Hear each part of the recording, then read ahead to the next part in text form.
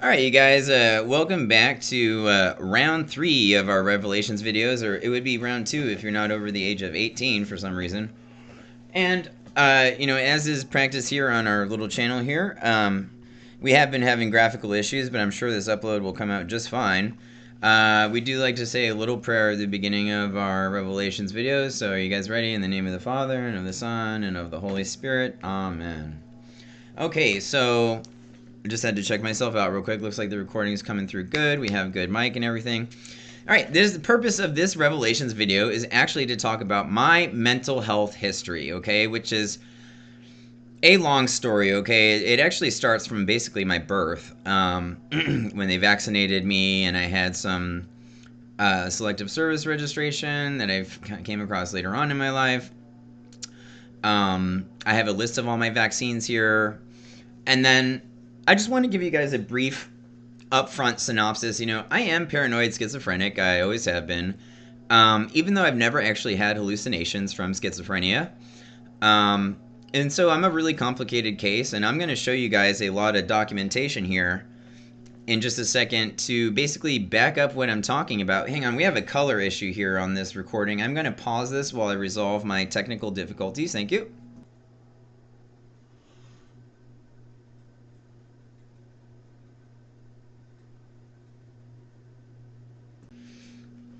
Okay, great, guys. It does look like maybe it appears that we have a better recording platform now.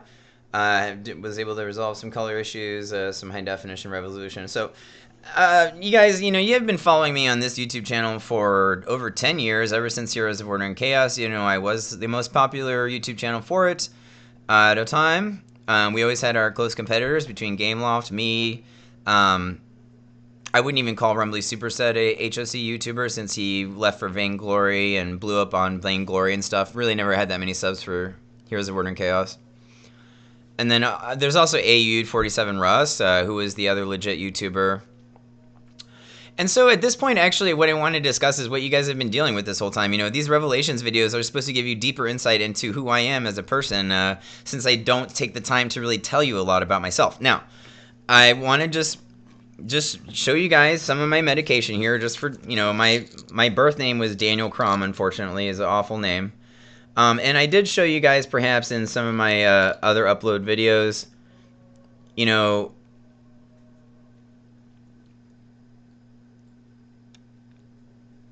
there it is right there, for paranoid schizophrenia.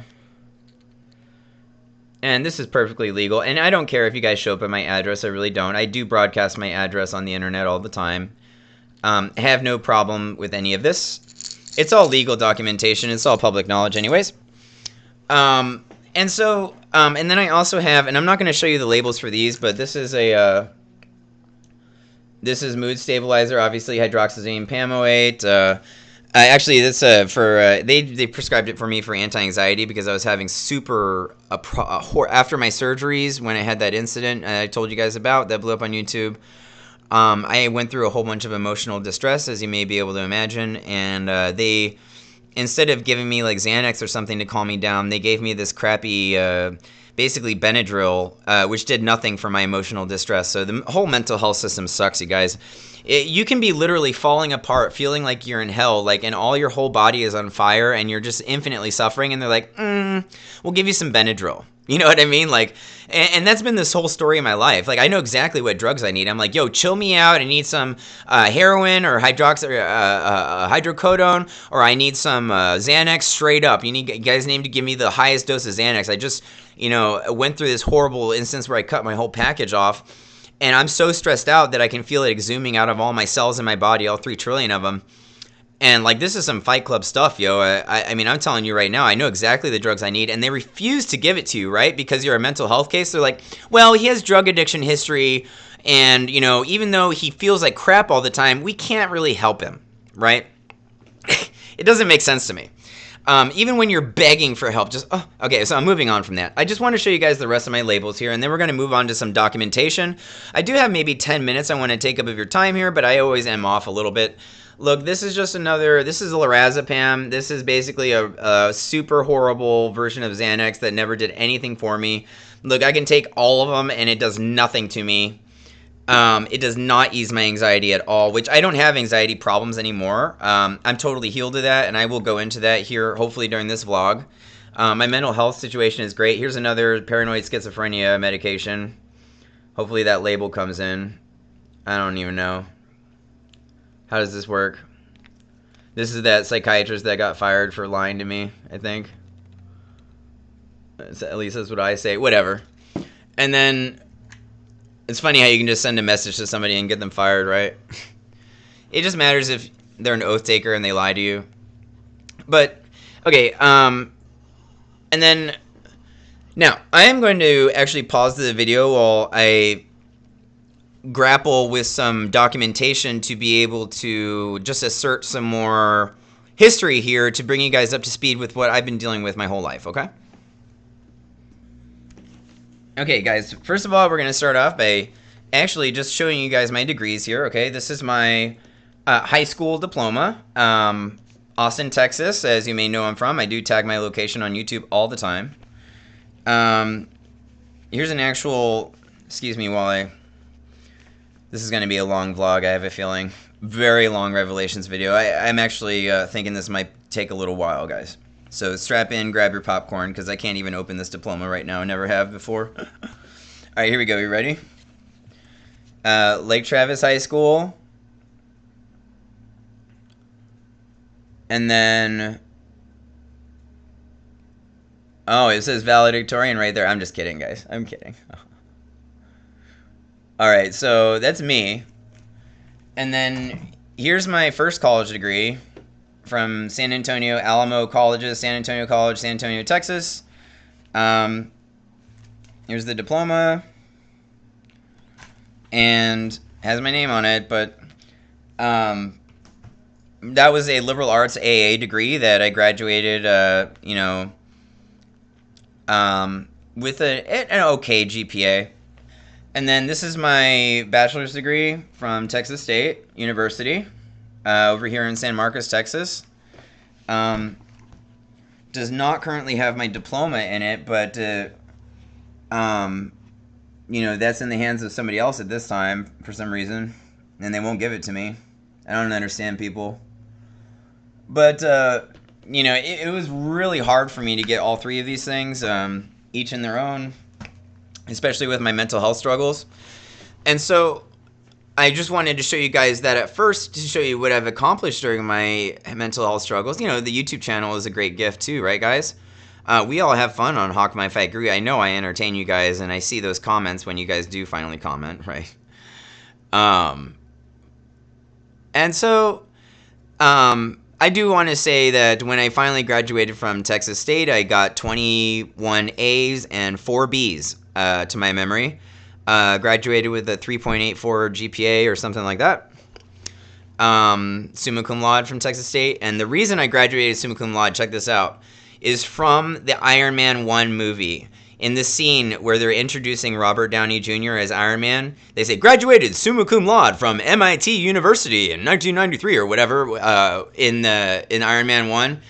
Dude, I was sitting there watching that movie alone, and I heard that quote, and I was just planning on going back to college, you know, in my later years, maybe at the age of 30 after a whole bunch of mental health struggles. And I heard that quote, and I was planning on going back to college, and I was like, yo, dude, no matter what I do, I want that. I want to go to MIT and be summa cum laude like Tony Stark, but I was like, dude, no matter what, I'm going to achieve that summa cum laude thing, right? And then I cut my package off right before I graduated from college and graduated summa cum laude. Achieved the goal, yo. Achieved the effing goal. Okay, and you have no idea how proud I am for graduating summa cum laude. That is a title. CIS major, you know, computer information systems, hacking stuff.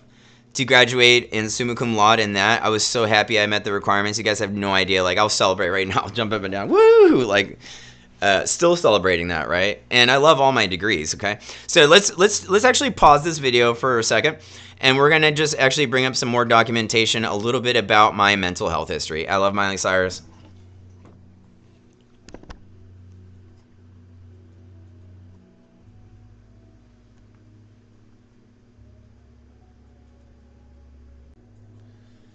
All right, guys, starting in no particular order, This is a document that I got from Shoal Creek, okay? You know, Shoal is a very ancient Jewish word for Sheol, okay? But the reason they call it Shoal Creek is because it is near, maybe perhaps by a body of water up there. And this is a mental health facility that I stayed in right before I graduated college with the summa cum laude degree from Texas State I just showed you. This is from what happened when I unicized myself and removed my gender and became, you know, whatever I am now, a eunuch. I would say I'm one of the only actually non-binary people on the planet. You know, when you're filling out a government application and they ask you your gender, well, I cut out my gender, right? We've talked about this. I don't mean to make you guys sick, you know, but I'm very proud of what I did. I did it for a reason, and I don't want anybody else to think they can accommodate violence at any time. But, you know, gender modification from a liberal doctor, you know, they might turn you into a squirrel or something. You never really know what they're going to do. At least in my own hands, I knew that through obedience to Christ, I was accommodating some sort of biblical passage, right? And so that's my defense here, and always has been through my mental health struggles and all this, was that, I mean, my primary goal was just to be obedient to Christ. That verse from Matthew 5:11 or whatever it was in the Bible. If a part of your body causes you to sin, do something about it, right? Cut it off. Now, does that mean that if you lie all the time with your tongue that you should cut off your tongue? I don't know, guys. That's pretty crazy to me. I wouldn't think that you should cut off any part of your body, actually. We do not advocate for violence on this YouTube channel, but I do have to be able to be honest with you guys about what I've been through, right?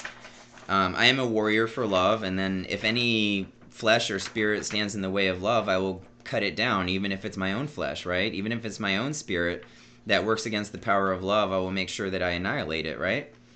And that's what we've always done on this YouTube channel.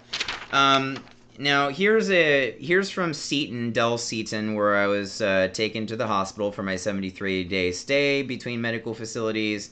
This is just a patient rights and responsibilities sheet. And it just talks about, you know, equitability and stuff like that.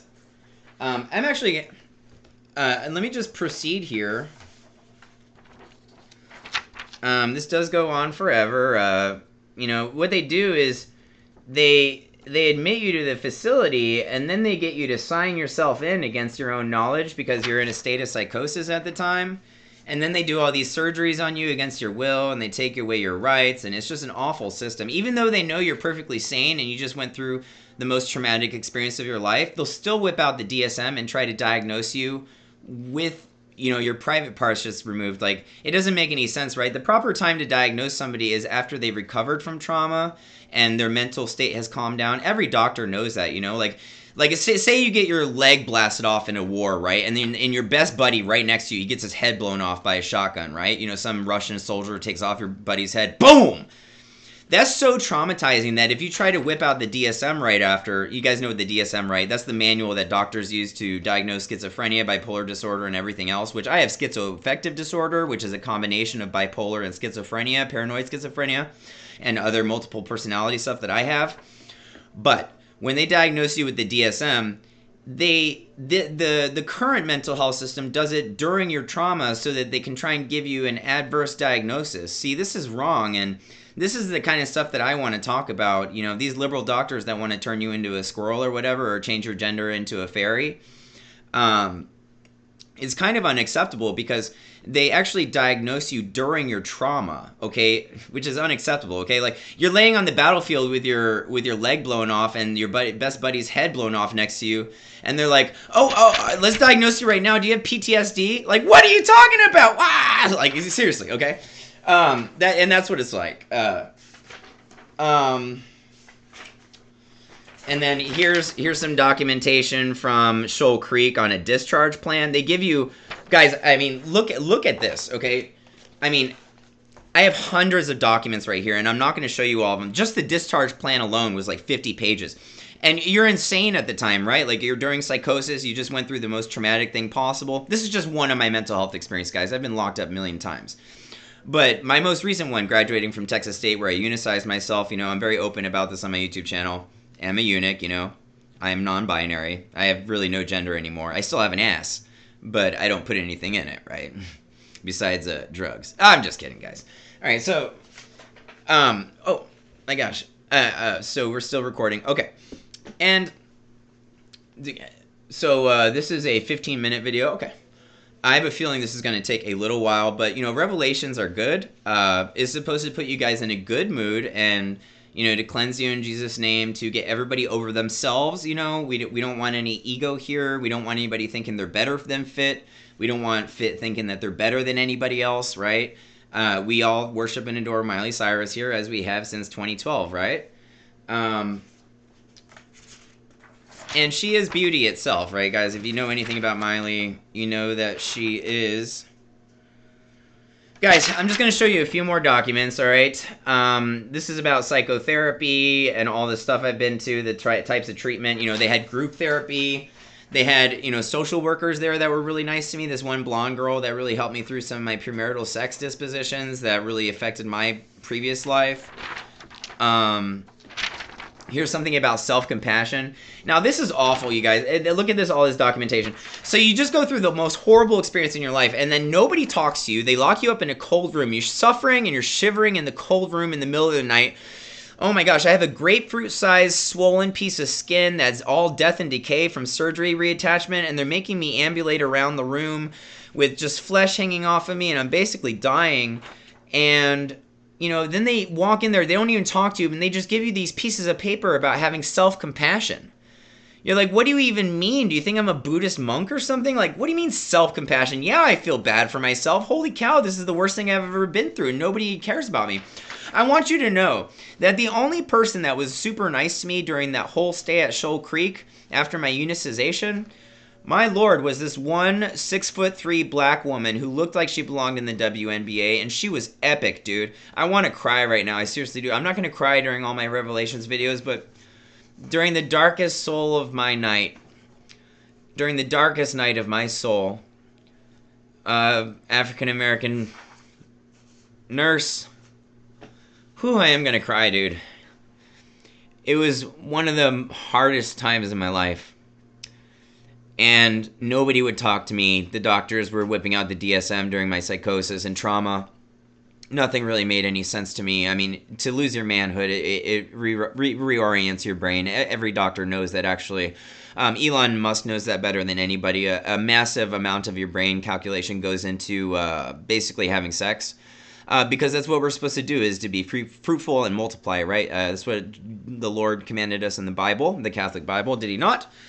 And so when you remove all those neurons and all that electrical circuitry from your manhood, right, your package, your brain actually has to go through, and your body too, by the way, I want to point out, since your body's connected to your brain as the master, your brain is the master of your body in a way.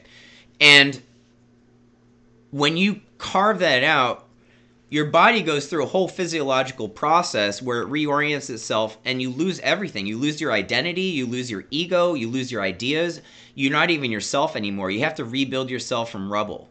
It's a whole psychological process. You basically destroy your ego, you destroy your psyche, and then you become nothing.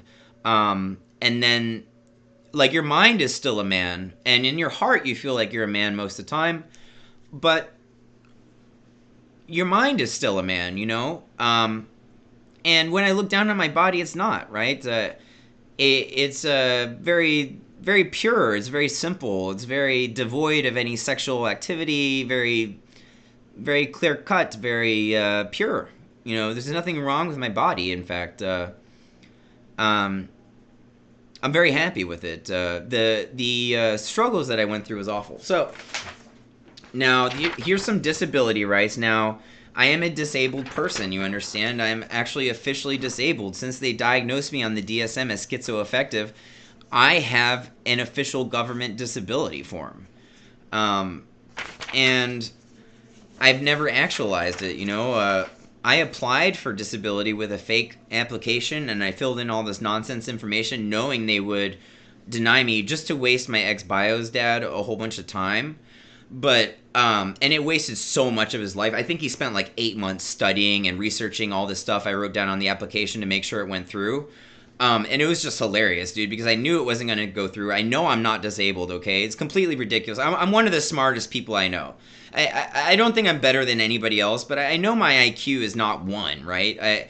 I know I'm capable of stuff. Like, I've seen my YouTube videos, right? I watch my YouTube videos. I know sometimes I play games well. I know I analyze things well, and I know I'm entertaining.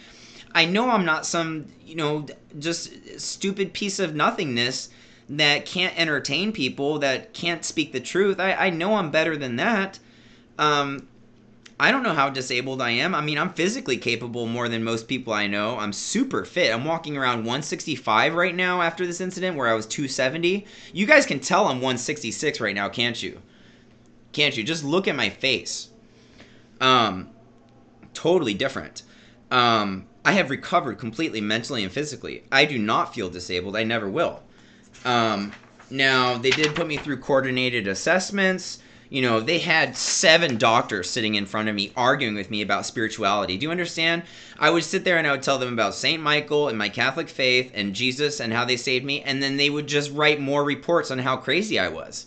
I was like, guys, this is unacceptable. If you don't think spirits exist and the Bible exists and everything that this Bible says is true, you do not belong in the mental health system. You are not a real doctor. You do not even know about the practice of laying on of hands if you do not believe in the Bible, right? I would say that the most important practice that doctors have is that. So, and trust me, I know about laying on of hands as a Catholic priest, okay? I'm basically a doctor, right? I'll even do it to myself right now. So,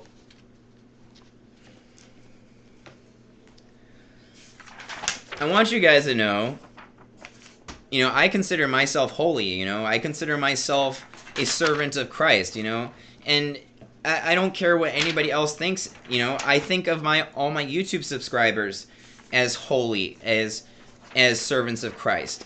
Whether they're Muslim, Jewish, Catholic, I know that each one of those religions actually cares about obedience to St. Michael. I've researched all the religions in the world. I've read every book that's ever been written with all my spare time. And every page of the Communist Manifesto of all 68 books written by Kamala Harris at different times. Just kidding about that last part. Kamala Harris never written communism. Or reiterated it, or completed it, I promise you. But, look, for me, all I really care about is the Catholic Bible. You guys should know that about me, okay?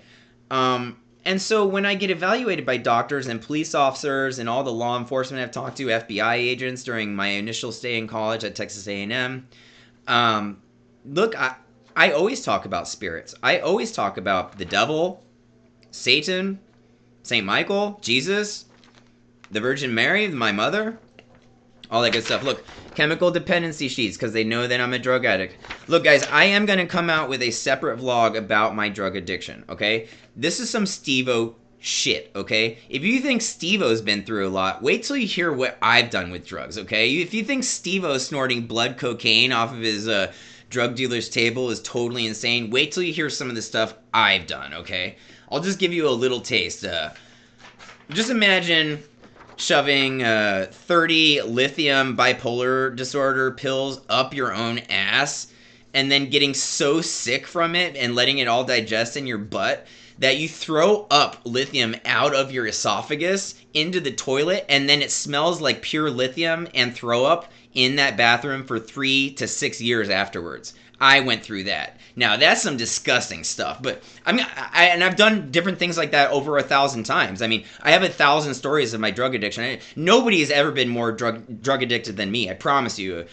Steve-O, I have no idea. Can't hold a candle to this flame. I mean, I've been burning the candle at both ends for years, you guys. You have no idea.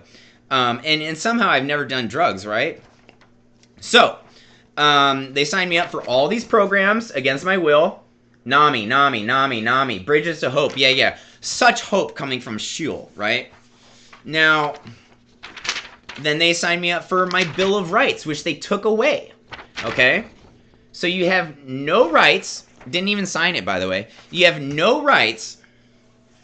What they do is they diagnose you, they take away all your rights, and then they perform surgeries on you to accommodate what they want, not what you want, right? Not what your God wants, not what your spirit wants, your Lord and Savior, your Master, whoever you serve, whether it's Jesus or St. Michael or the Virgin Mary, or whoever you're consecrated to, Moses or whatever. Absolutely they do not care about any of that in this mental health system that we have in America, right? The Taliban does a better job of enforcing the religious laws of their own culture. Do you understand that? I understand the Taliban may be guilty of certain things that people like to talk about, but at least they're not guilty of putting people through the same things that America puts people through. America is awful compared to what these Arabian countries do, guys. You guys are all under the illusion that America is so great and that these other countries, this is all propaganda. You have to cut through the illusions, and I will help you do that as your Catholic priest. That is my job, I promise you. Muslims, Catholic Muslims, or just, really, you could just say Muslims, are such honorable people. I promise you, there has been so much propaganda since 9/11, which may have been a CIA plot. I don't want to talk about it. Okay, there's a lot that went on with 9/11. Okay, this is ridiculous. But for any American to believe that we have a higher ethical standard under God than any Arab nation, any Arab nation, is such anathema. Do you understand? You are all wrong about that. It is propaganda that has led you to believe that Arab people treat their citizens worse than our communist American filth of a mental institution that we wrap people up in. And the criminal justice system is just as guilty. Trump is going to fix this, by the way. Okay. Let's keep going through some of my mental health. Now, I have so much documentation here. Look at all this. Guys, I have just piles of documentation. I don't even know. I have all these notes written here. I have so much stuff. And I'm really happy with how long this vlog is. 30 minutes long. I've taken you guys into it. I do want to pause this video, but I'm not going to. I'm going to keep rambling, okay? I'm just going to ramble on like Led Zeppelin, right? Good song, by the way. If you guys haven't heard Ramble On by Led Zeppelin for some reason, somehow.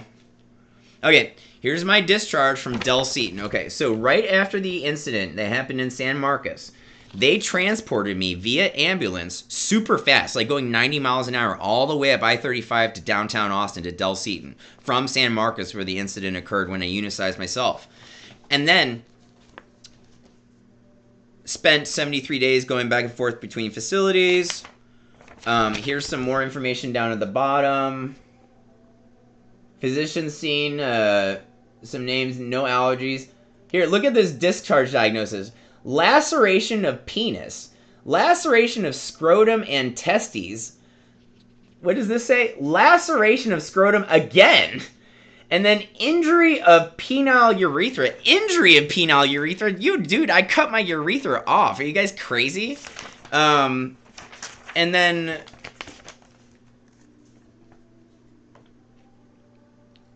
Yeah, okay, and then here's my discharge to the psychiatric facility.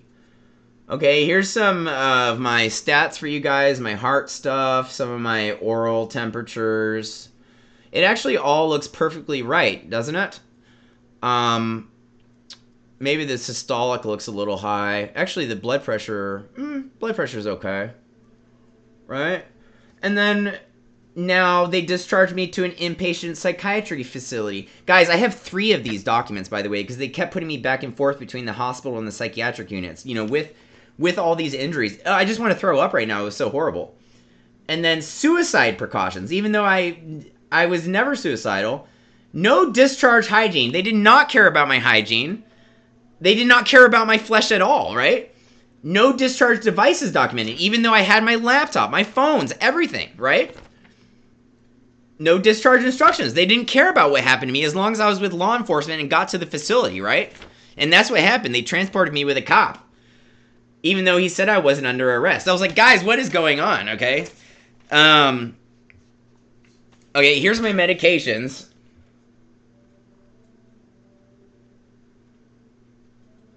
Yo, they were giving me straight hydromorphone, bro. Like, straight hydromorphone. You guys have no idea how many times they injected me with heroin after I cut off my stuff and became non-binary. Dude. Every 5 seconds, I was like, yeah. And by the way, one of the only people that is able to actually select non-binary. All you people selecting non-binary, do you actually have genitalia? Evaluate yourself. I mean, think about it. What does non-binary even mean, right? Non-binary means you're not one of the two genders, right? And what does it mean to have a gender? It means you have private parts, okay? So to be non-binary, you either have to be a male eunuch, right? Okay, with no private parts, which means you have no gender. You can still have a butt, but you can't have scrotum, testicles, seminal vesicles. I mean, I suppose you could have seminal vesicles as a eunuch, actually. But you can't have, I mean, and there's different kinds of eunuchs. Actually, you just can't have testicles, right? And then there's a special kind of spaded Catholic eunuch where you just don't have a phallus as well. So you don't have a penis and you don't have testicles, right? We're all very mature here, guys. We used to play Heroes of Order and Chaos when you were how old? Maybe 12 years old at the minimum.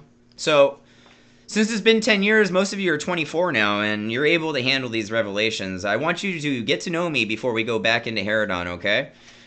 You guys are stuck with me. All right, so now this is a 24-hour list of all the medications that they had me on over a 24-hour period. Look at this list.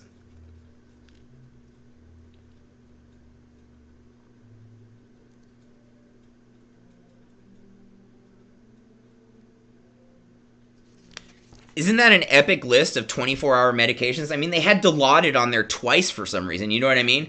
Like, they gave me Dilaudid, like an hour later. And, by the way, this was just the last day of my discharge. Yo, they were giving me Dilaudid, like, 7 times a day. I'd be like, yo, inject that. And I'd be like, ah. And I wasn't even in pain. The nurses were just nice to me. I was like, I'm not even really in pain, but I just want massive amounts of heroin. They're like, all right. Boom. It was awesome. But it filled you... by the way, if... I want to say real quick to you guys, if you ever go through a physical trauma like I went through, man, do not take heroin. It is, or Dilaudid or whatever, it is such a bad idea. Dude, you can get cleansed afterwards, but it takes so long. It fills your body with all this junk, dude. Like, you get fat. Oh, dude, oh my gosh. Getting massive amounts of Dilaudid and stuff like that, you need to, like, fast afterwards or something. Like, you cannot just keep injecting yourself with heroin over and over again. It's so bad for you guys. Do not do it, okay? Just stay away from the addiction to Dilaudid and heroin. I promise you guys. I do think it's possible that with certain medical supervision, you may be able to go to methadone clinics and achieve some sort of symbiosis between your desire for Dilaudid and your actualization of it. But you need to have it monitored so that you can cleanse yourself properly. Otherwise, you're just going to get so full of crap. Shit, really. It fills your blood with just shit. Like, it's so bad for you, dude. So bad for you, okay? Now, for some reason, I'm going to show you guys this little hotline, injury prevention, like I was gonna hurt myself again or something, right? Like they weren't listening to everything I was saying to them. Like, I'm not the most sane person on the universe like Tucker Carlson, or the most reasonable person in the universe like Tucker Carlson. I mean, Tucker Carlson's also the most unreasonable person in the universe, but he's also the most reasonable, right? So, and that's exactly how I am. I make so much sense to myself and to my subscribers. It's like everybody else in the universe is just so consumed with their own illusions, they don't make sense to anything. They gave me all these phone numbers. Instead, I got hospitalized for medical reasons. Oh yeah, medical reasons, not spiritual reasons, you guys. Yeah. I'm not a warrior for love. No. You guys know me better than I know myself, right? Okay, so now, guys, this is such a long vlog. I wonder how long this is going to take. Del Seaton. Okay, I just have to show you guys this. Look, this is a sealed. Look at that seal right there. You see that?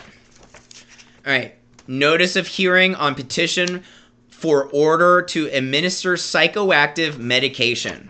Now, this is how I got enrolled in psychoactive medication, guys. This is how they pump you full of Satan's flesh or whatever. So you get a county clerk person, whoever this person is.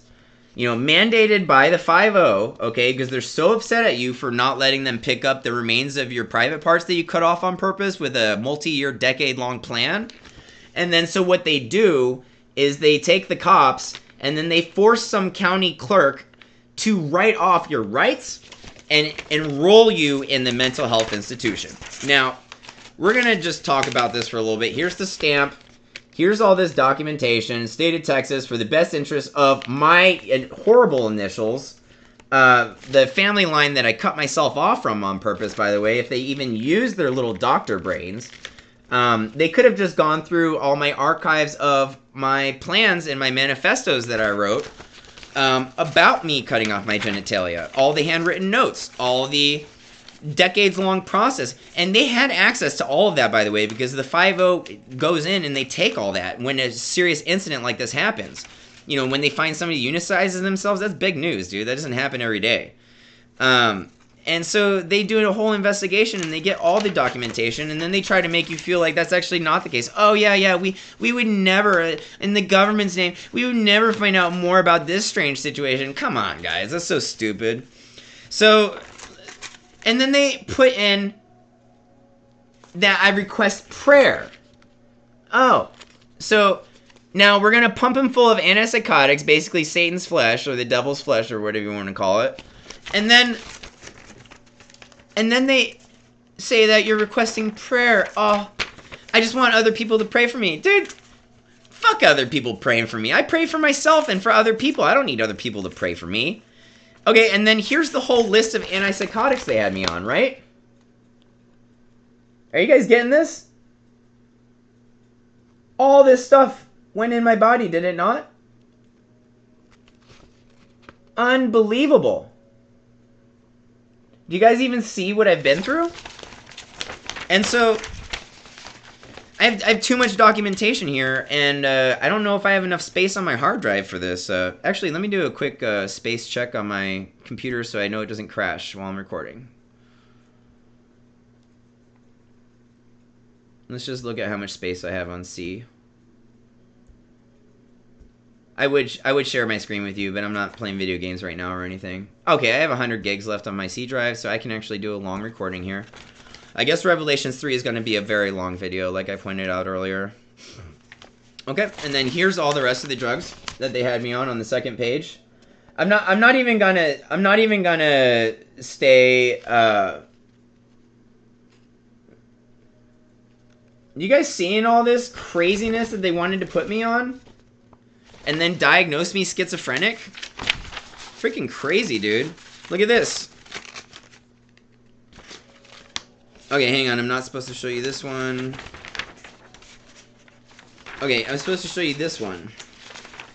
Here's the duties of attorney page that they had for me. Thoroughly discussed. Propose the patient. The patient shall make accommodations. Has an attorney. Yo, I was begging for a power of attorney the whole time, and my own sister, Amber Wiggum, said she wouldn't be, and then apparently I had attorney representation. That's so weird. Would not even accommodate my requests as a power of attorney, my own sister, who says she's my best friend and then doesn't talk to me anymore and puts me through hell. By the way, steals all my inventions and does other things, and then never gets back to me with her promises about my inventions. Unbelievable, dude.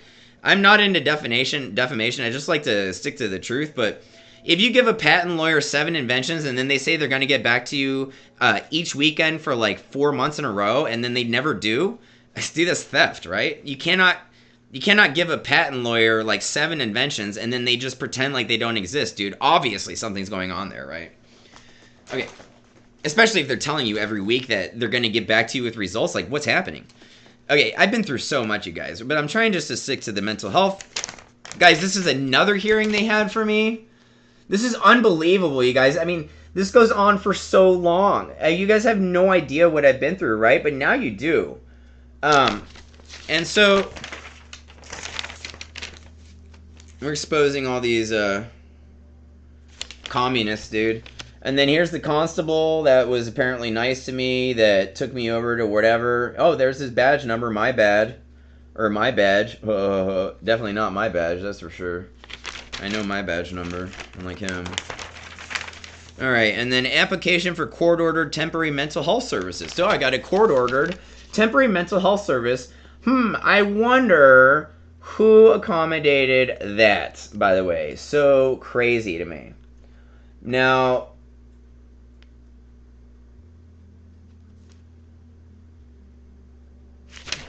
I was taken under the care of a urologist, and what she's done is made it so that I can inject myself with testosterone. Now, we are going a little bit into my physical health here, but, my physical health, of course, is physiological, right? Your mental health is related to your physiology, your physical health. This is things that all doctors know, except for the ones that diagnose me with the DSM, right? So when you go through a huge physical change like unicism, it actually affects your mental health, right? You just can't help it, okay? You cut off all your manhood, I promise you, your brain changes. We've talked about this a lot. Elon Musk knows this very well.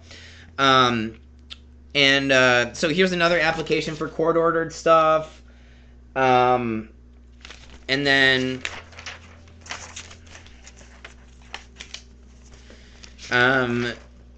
Okay. Okay, and then here's the case number. Okay, until bed available. Hilarious. They don't have a bed available for me, before they transport this horrible case. Okay,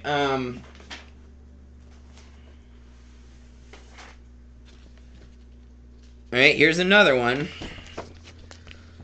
Alright, here's another discharge. Guys, I went through so many discharges over the course of 73 days, they just kept switching me back and forth between Shoal Creek and Del Seaton to do more surgeries on me. They were trying to recover all the last parts of my stuff that I cut off, my penis, right? And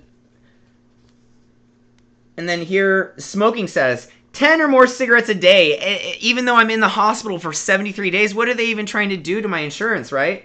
And then look at this. Type discharge diagnosis. Injury of penile urethras. Laceration of scrotum and testes. So because I did lacerate myself multiple times, I promise, in many ways. And this is just ridiculous, isn't it? Oh, here's my MRN, by the way. And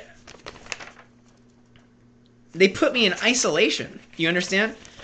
Without anybody monitoring me. So what they did is they said, oh, well, he's a suicide risk, but we're just going to lock him up in a dark room, even though he's swollen and can't really even walk around, and let him suffer, and we won't put anybody in there to monitor him. And you know what I even did? I even pretended like I was choking myself out on a pillow or dying, and nobody would come in there. I was testing them out. I was like, how does this system work? I was wondering. I'm smart, guys. I'm a computer information systems guy, right? So while I'm laying there suffering in my bed, saying my prayers to St. Michael to please save me from Shoal Creek, dude, I would just pretend like I was committing suicide, and nobody would come in there, even though they had me registered as a suicide risk. I don't understand. They have documentation for suicide risk, and I would just commit suicide over and over again, and nobody would come in there. And I'm the best actor in the world, I promise you guys. I'll do that right now.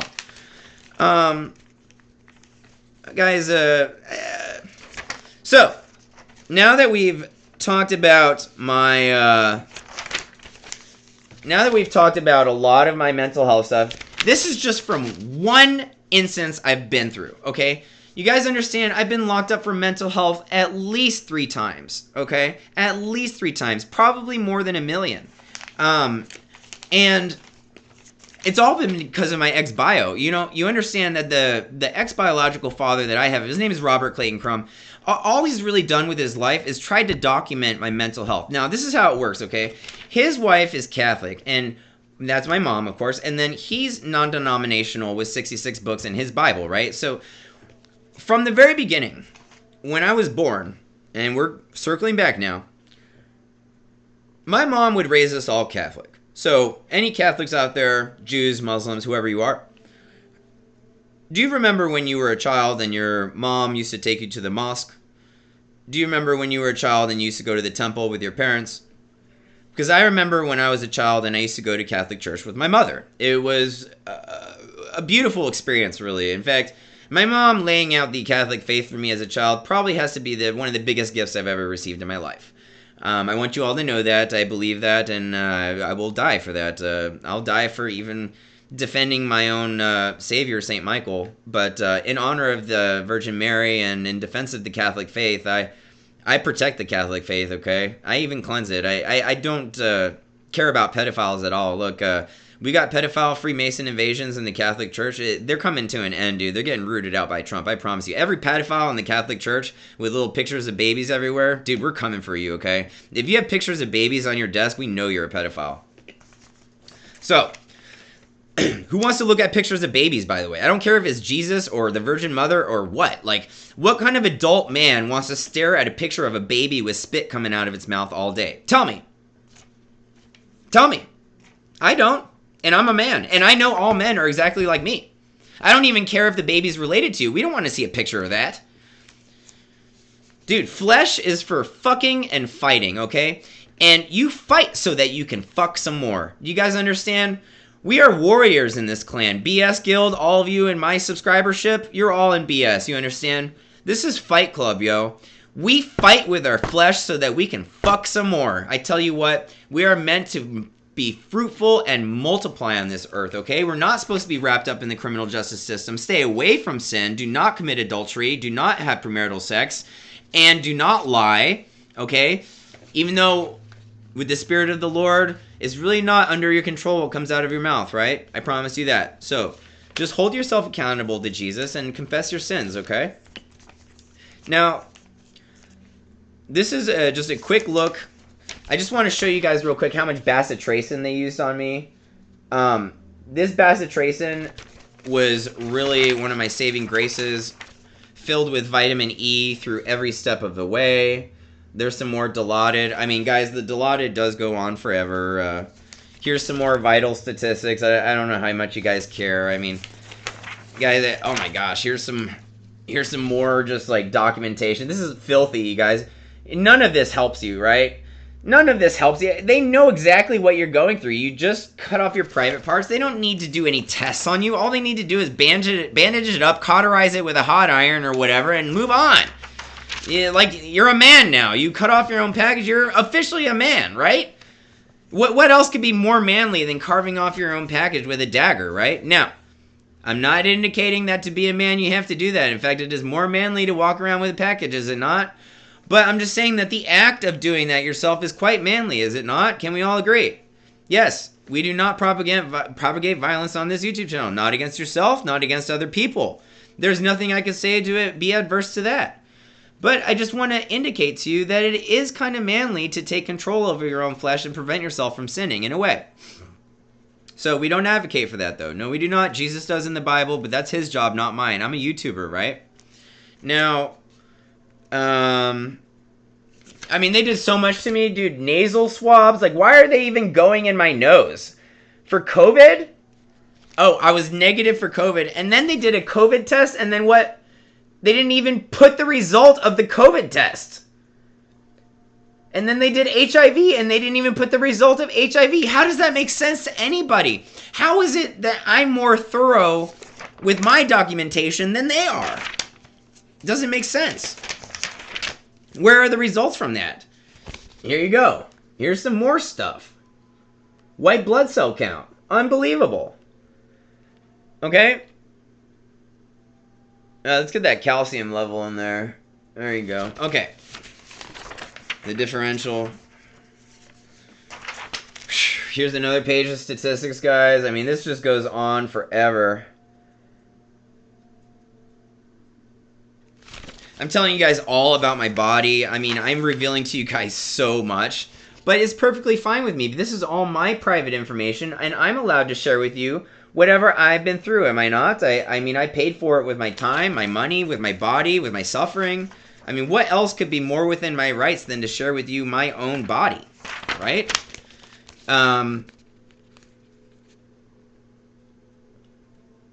mean, this is everything about my body, by the way, except for the data that they purposely leave out. Like, what is this? They even have the timestamp where they took the test. How is it? Does that make sense to anybody?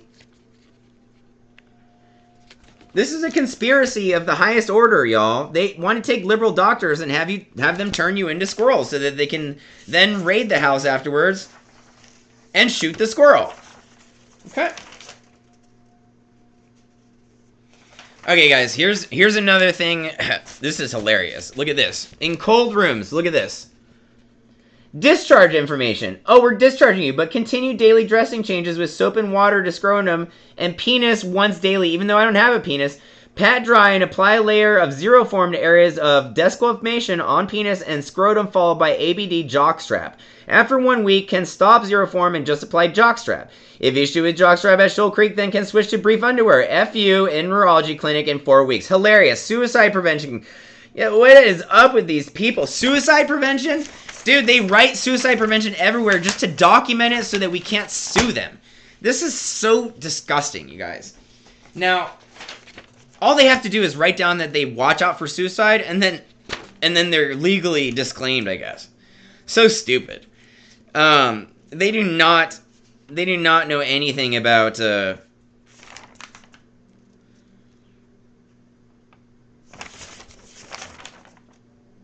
Okay, and then here is a documentation of my prescriptions getting picked up by that sister I told you about who scammed me on my patents, and that's what I'm saying. And still hasn't paid me for a table she owes me that she said she would pay me for during my first business transaction when I bought my LLC, MyFi Greek Technologies. So I wonder what that even means. Why is there a prescription here from right after my hospitalization when she said she wouldn't help me as a power of attorney? I wonder. And then, okay, guys, here, and I am going to move on to other mental health things, but let me actually circle back real quick. This is a menu that got me through my struggles at Del Seaton in Austin, okay? Now, this menu is one of the only things that brings you pleasure when you're going through an experience like this, besides certain individuals and nurses that put you in a good mood, okay? Maybe some heroin. Now, what I did was every day I ordered, where is it? It's on the left-hand side here. Hang on, let me just look at the menu real quick. It's been a while since I looked at this.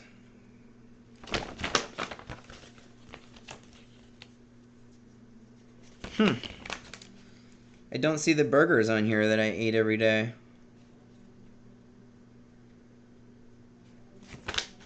Let's see. Oh, that's so weird. I don't see the burgers on here that I ate every day. Huh. Well, what I would do is I would order cheeseburgers every day. And I would also get some yogurt every once in a while, but just mostly cheeseburgers. Really nothing else.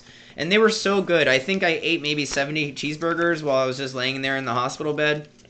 Got up to about 270 pounds. So check it out, guys.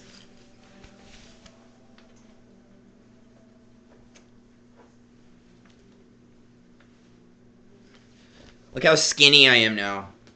I mean, I'm unbelievably skinny. I'm no longer 270, right? I mean, you guys can just tell, right? So, I have completely recovered physically, and I would say I've actually improved mentally. I'm basically Anunnaki now. And so,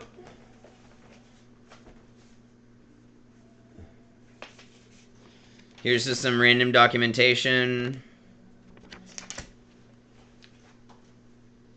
Okay, now, I want to talk a little bit more about my upbringing. Now, from the very beginning, my mother and my ex-bio dad, who I cut myself off from his bloodline because he's basically, I think, in my opinion, I'm not about defamation, but I actually do think he is a homosexual, and I think he's a verifiable pedophile. I think if we maybe get enough information on him, it's possible we could expose him as an actual pedophile with a chemical engineering degree. And so, but, in order not to spread defamation, I would say maybe I'm not so sure on that. I'm not 100% sure. Maybe I don't have all the information right here in my hand, huh? And so, my mother is Catholic, and then my ex-bio always identified himself as a Freemason, okay? And then he said that the first thing that the Freemasons would do when they became a demo lay, which is the first step of Freemasonry, is to read the entire Bible. And so he brought to the table his own version of religion, right? Completely different than Catholicism. So what would happen is when I would go to temple, mosque, or church, growing up with my mother, who's essentially the Virgin Mother, the Virgin Mary. I like to think of her as a saint. I like to think of her as the Blessed Mother. What I do is I actually remember my whole upbringing in Catholicism. In fact, let me bring you on a brief pause because this is about my mental health, and I'm going to be right back with some more documentation, okay? Okay, guys, let's get back to vlogging here. Wow. Okay, well, I just want to start off with where I had circled back to before. We're actually going to switch gears here a little bit. We're going to start from my initial, after I had those vaccinations, selective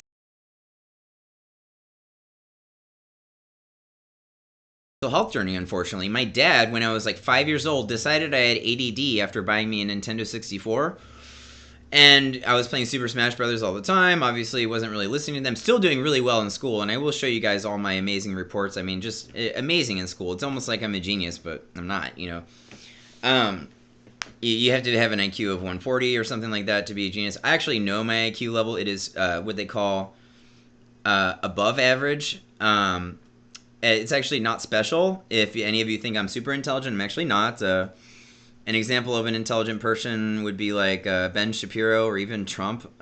They're smarter than I am. I know it. Tucker Carlson has a better mind. Even Joe Rogan might be smarter than me. He's kind of a meathead, but analytically speaking, my IQ really not that high, right?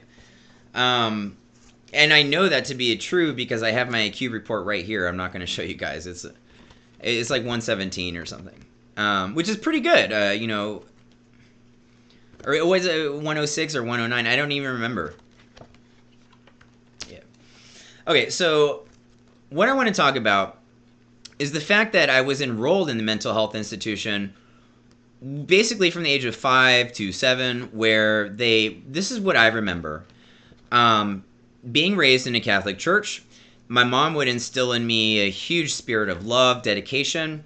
I have my confirmation certificate right here. I'm going to bust out for you guys so I can complete this story. So let me pause this vlog again. This is my way, right? Okay, guys, and here it is. Now, this is my beautiful Catholic faith.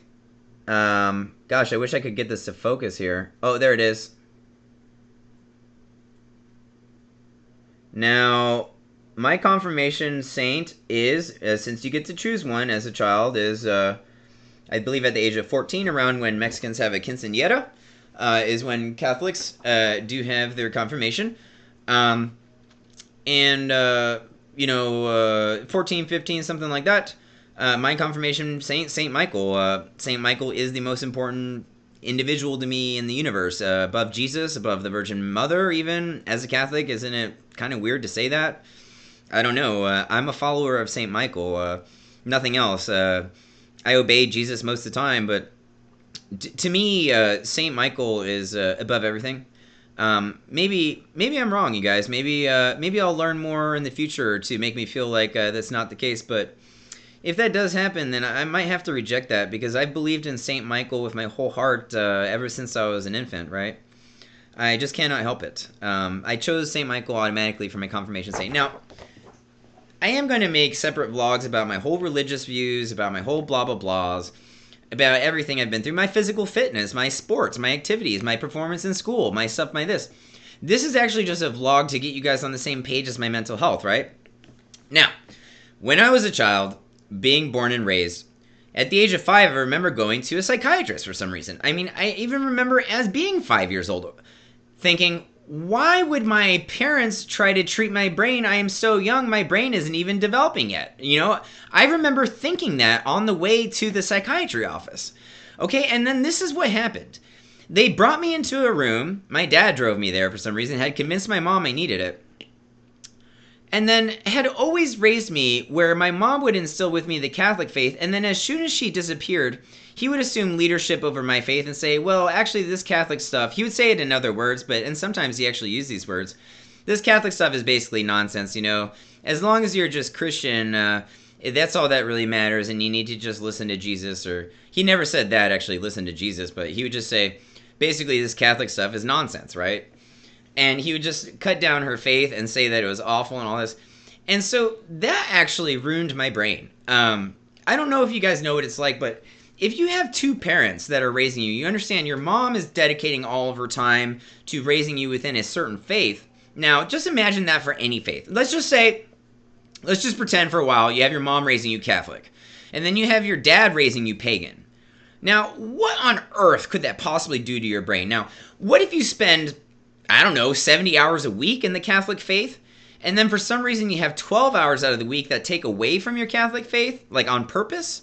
Very weird. That caused all of my mental problems throughout my whole life, actually, was the issue between listening to my dad, who always made me feel like he was God in his presence. I would even feel like he was saying, like, I'm God, like, whenever you're standing around. I know my ex-bio is not God, okay? My real dad now, much closer. But for him to even say that he's God or whatever, Robert Clayton Crumb or whatever his name is, I mean, it's so stupid. He's the opposite of God, right? It's just awful. Awful decision making for, the leadership of his family. Look, if you ever marry a Catholic woman as a man, you need to adopt her faith, right? And I'll tell you why. It's because she's going to stick to her faith, right? And if you care about your children at all, you need to instill in them the support of your wife, right? It's your job as the leader of your family as a man to raise your family in a unitary kingdom, to instill in them a solidarity and peace that arises from the same faith amongst your entire family, your clan, your tribe. However you see things, you all will see it the same way, and you will enjoy the beauty and the praise and glory of the Lord. Okay, so that's what happened to me. Now, on the way to the psychiatry office when I was 5, wondering what was going on, all they did to me was they had this psychiatrist who said, I'm going to evaluate you and stuff, and guess what he did? Didn't knock my knees, didn't do anything. He played a game of pool with me. I basically beat him in pool, did really well, and then he said I had ADD and wrote me prescriptions for amphetamine forever, okay? Now, it gave me such horrible migraines, okay? And my dad, my ex-bio, I hate calling him my dad. He's not my dad. I've excommunicated myself from that family, even though I stay at this house talking crap about him all the time. Completely separated from that family, right? It's an awful family, guys. When you have your own family, my children, make sure you raise them in a solitary faith, the Catholic way, the real way. I'm not going to tell you guys how to live your lives, but do not make the same mistakes that the leadership of my ex-family did. Do not raise your children with a divisible mind. Listen to your wives, okay? And so, after that experience, video games started giving me headaches. They started pumping me full of ADD. Then they switched my medication from Adderall to Ritalin, and then switching it to Concerta. And then, by the time I was 7, 9 years old, I was taking Adderall medication every day so much that I had physical tics. I was sitting there like this, I would go, and they're like, oh, well, he's just having tics. That's what happens when, in some cases with ADD medication, where I was constantly popping my ears. I would feel pressure in my ears, and I would just go like this to release the pressure. I would go, during class, during school, during whatever, running, whatever. I was just popping my ears. And they evaluated me, and they said, well, it's a side effect from having too much tics. Yo, are you guys stupid? You're pumping me full of amphetamine. Hello, this is what meth addicts do. Like, what? Aren't you doctors? Guys, this is a conspiracy of the highest order. I want to reiterate that. I'm not a paranoid schizophrenic, but I have all this documentation here that leads me to believe that these doctors in America are so uneducated and so separated from the truth of religion that they don't even understand God's word anymore. That they don't even understand the worth of humans. And then what happened was I started getting such bad migraines from playing video games and looking at computers. My dad used to leave the computer downstairs for me to look at porn and then rebuke me afterwards and say I couldn't look at naked pictures of Chinese girls. Even though he knew that I was on the web history and everything and watching me. I mean, just weird, dude. Check this out. Then I had... There we go. Let me move my hands. Now, this is just a script for reference. Look, guys, this is how I accommodated my migraines, okay? This is part of my mental health struggles and physical health struggles. Gosh, my lips are literally bleeding right now. So, thank God for Miley Cyrus biting me. You guys, I had the worst migraines out of anybody I've known in my life. So bad they would make you puke. Once they pumped me full of ADD medicine for a few years, I began, even before that few year mark, the worst migraines. They had to take me into a neurologist now. So now you have a 5-year-old being raised with 66 books, and then a leader of the family who, whenever the wife spends all her time instilling them in the Catholic faith and taking them through all the sacraments, bashes the sacraments and says that the sacraments are basically worth nothing and the Catholic faith is worth nothing just by existing, right? I mean, just by existing, the leader of our family sent the message that really the Catholic faith doesn't matter at all, okay? Really confusing for a child being raised in a family. I promise you, it's so confusing. It makes me want to throw up. And so I had this amazing Indian doctor. His name is Madhav Suri. No, it's not racism, by the way. I want to point out, you communists, that when I say somebody's an Indian doctor, I mean that they're a doctor who's from India. Hello? Right? Follow your reports with that, YouTube. You know? Attack those communists that just love to write that little documentation down. Oh, Fit seems racist here. He called a doctor Indian. Well, you know what, guys? If I can't talk about race, creed, or religion, I'm going to just start calling all of you demons, right? Every one of you that likes to file your little reports on your laptops about all my indications that seem racist or maybe too sexual even though I'm not a sexual being, or maybe flagrant even though I don't promote my YouTube videos to people under the age of 18, nor have I ever, right? None of my YouTube videos have ever been marked as for under 18. Unbelievable. And there's so much going on the back end that you guys do not even know. Apparently you do. Now, so, migraines, okay? ADD. Then, before I get past college and high school, I'm skipping ahead here, you know, check this out. I go to California for 3 years. I engaged in a lot of sports. My freshman year of high school, I did wrestling, soccer, baseball, and marching band all in the same year, right? Super successful. I finally was off the ADD medication. Really wasn't on any medication at all. And those were the, you know, I had great grades, you know, straight A's at some point, so a couple C's here and there. And then, I'm sorry, I'm looking at myself here. I always have to make sure. Verify. Always verify. I love verification, by the way. Kind of obsessed with it.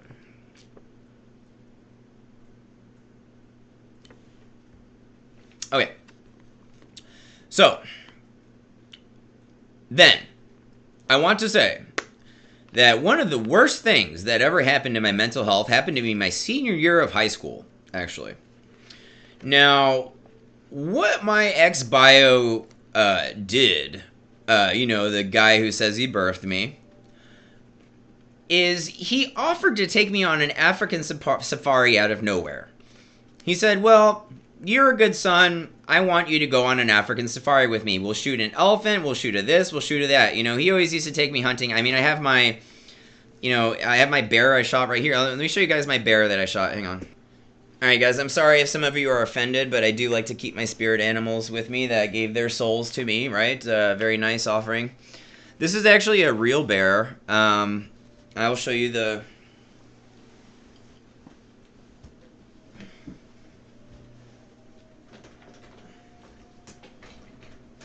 There you go, guys.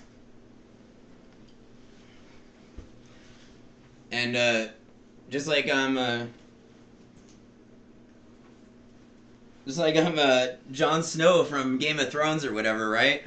Now, this bear was probably 400 pounds, and I shot it out of a tree. I also shot it while it was running, right?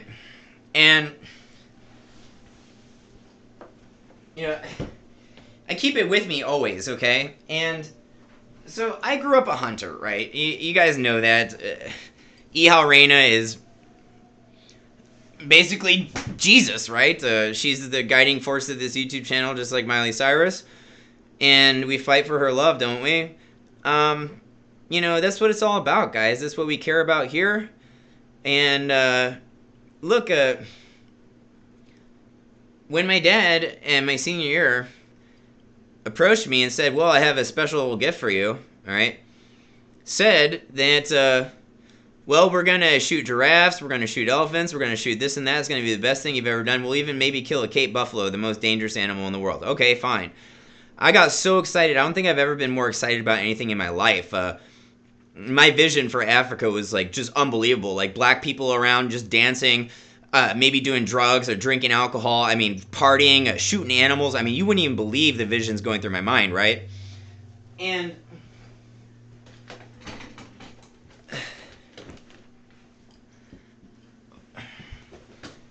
so, you know, when that happened to me, I got so excited as a senior in high school that I completely changed my plans. I was like, yo, this is the coolest thing ever. I'm going to change. I'm going to forget about school for like a month, and I'm just going to plan on going to Africa.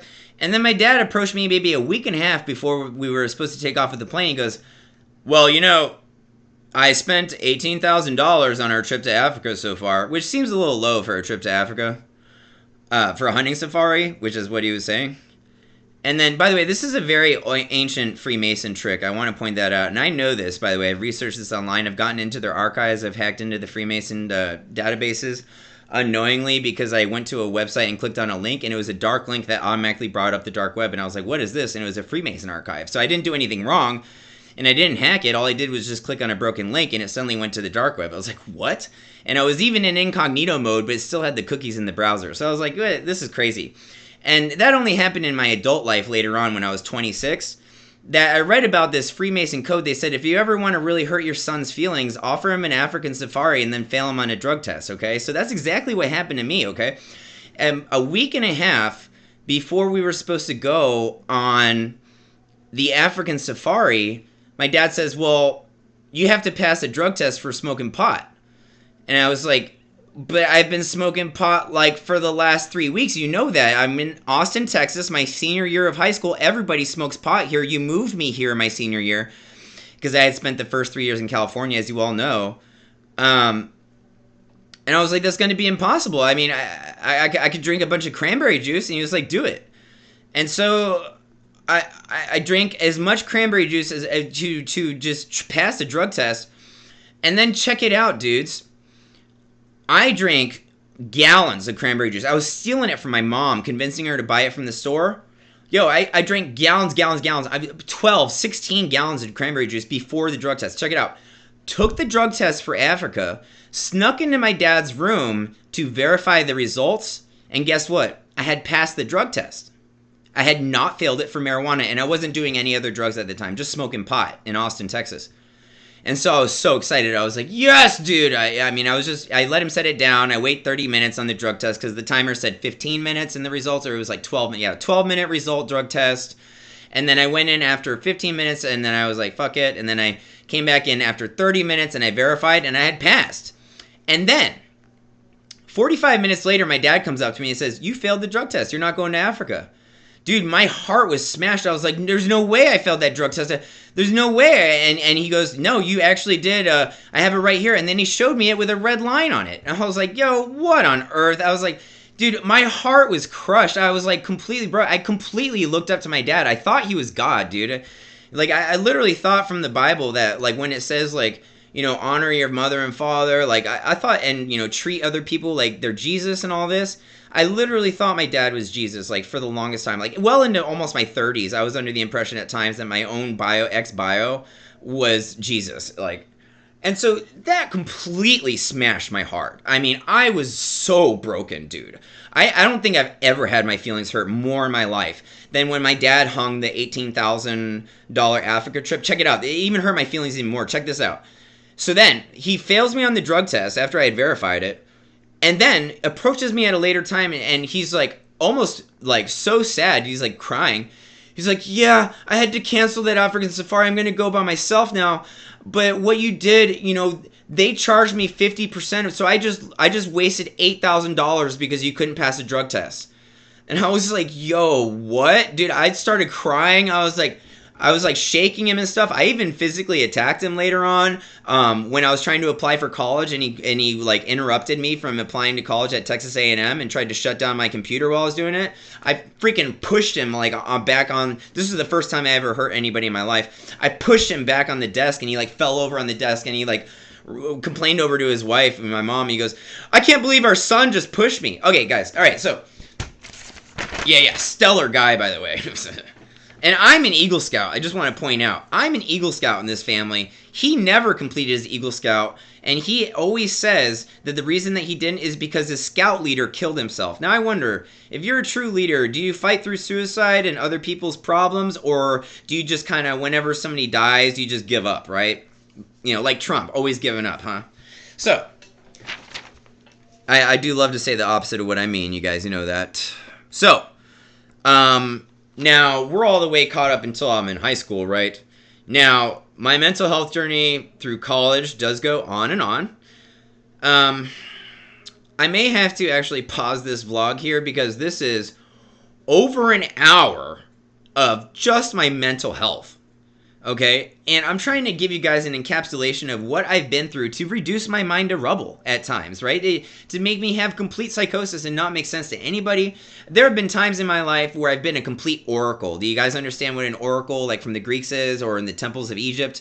Where they do not make any sense with the words that are coming out of their mouth. Nobody understands any words that are coming out of their mouth. It's like a rapper from Mars where they just don't eat anything but bars. They like the Xanax and they like to take the Tampax and they throw it all over Tim Waltz in the bathroom. You know what I'm saying? Like, there's nothing that really made sense out of my mouth when I was in psychosis. And I became like a complete oracle. Like, it wasn't like I was talking about the present. It was like I was talking about the future.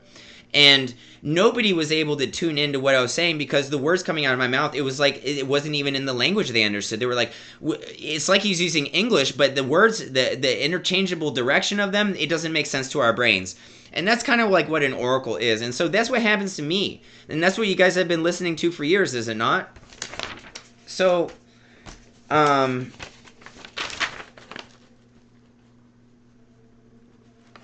now, here's an email about the Texas Constitution. I'm just going to quickly go over this. I'm documenting all this journey here. This is the EMS trip that I had. Okay. And now, check this out. Okay. We're moving on here.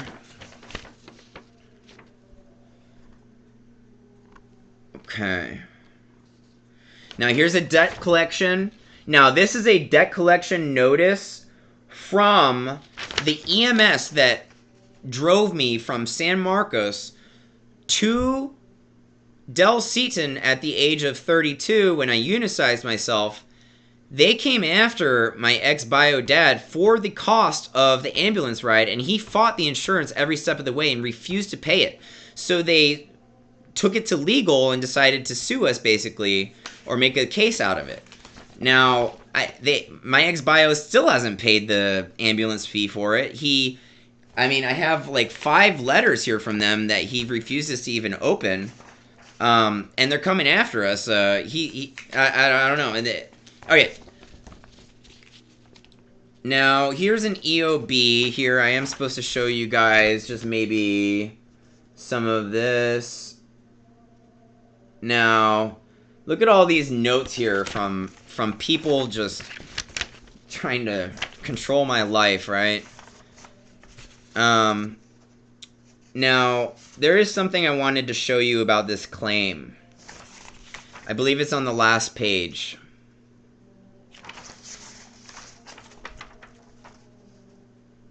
Check this out, guys. This is actually freaking wild. Okay. I may actually stop this vlog soon if it's so check this out. This is the insurance claim for all my stuff, and it was denied because it wasn't submitted within the proper time frame. Like, what are these medical professionals doing that they can't keep somebody from committing suicide? They can't even accommodate their needs when they have a decade-long plan and documentation of unicizing themselves, and can't even treat them like an American with a sound mind, even though they graduate summa cum laude and are like, one of the best performing students at Texas State. They treat them like they're filth, trash, and have the mind of filth. My mind is not filth, okay? Like, these people are filth, dude. They do not make other people's lives better. And I'm holding these people accountable for that, okay? Obviously. This is my advanced life support trip that I had to take all the way from San Marcos to Del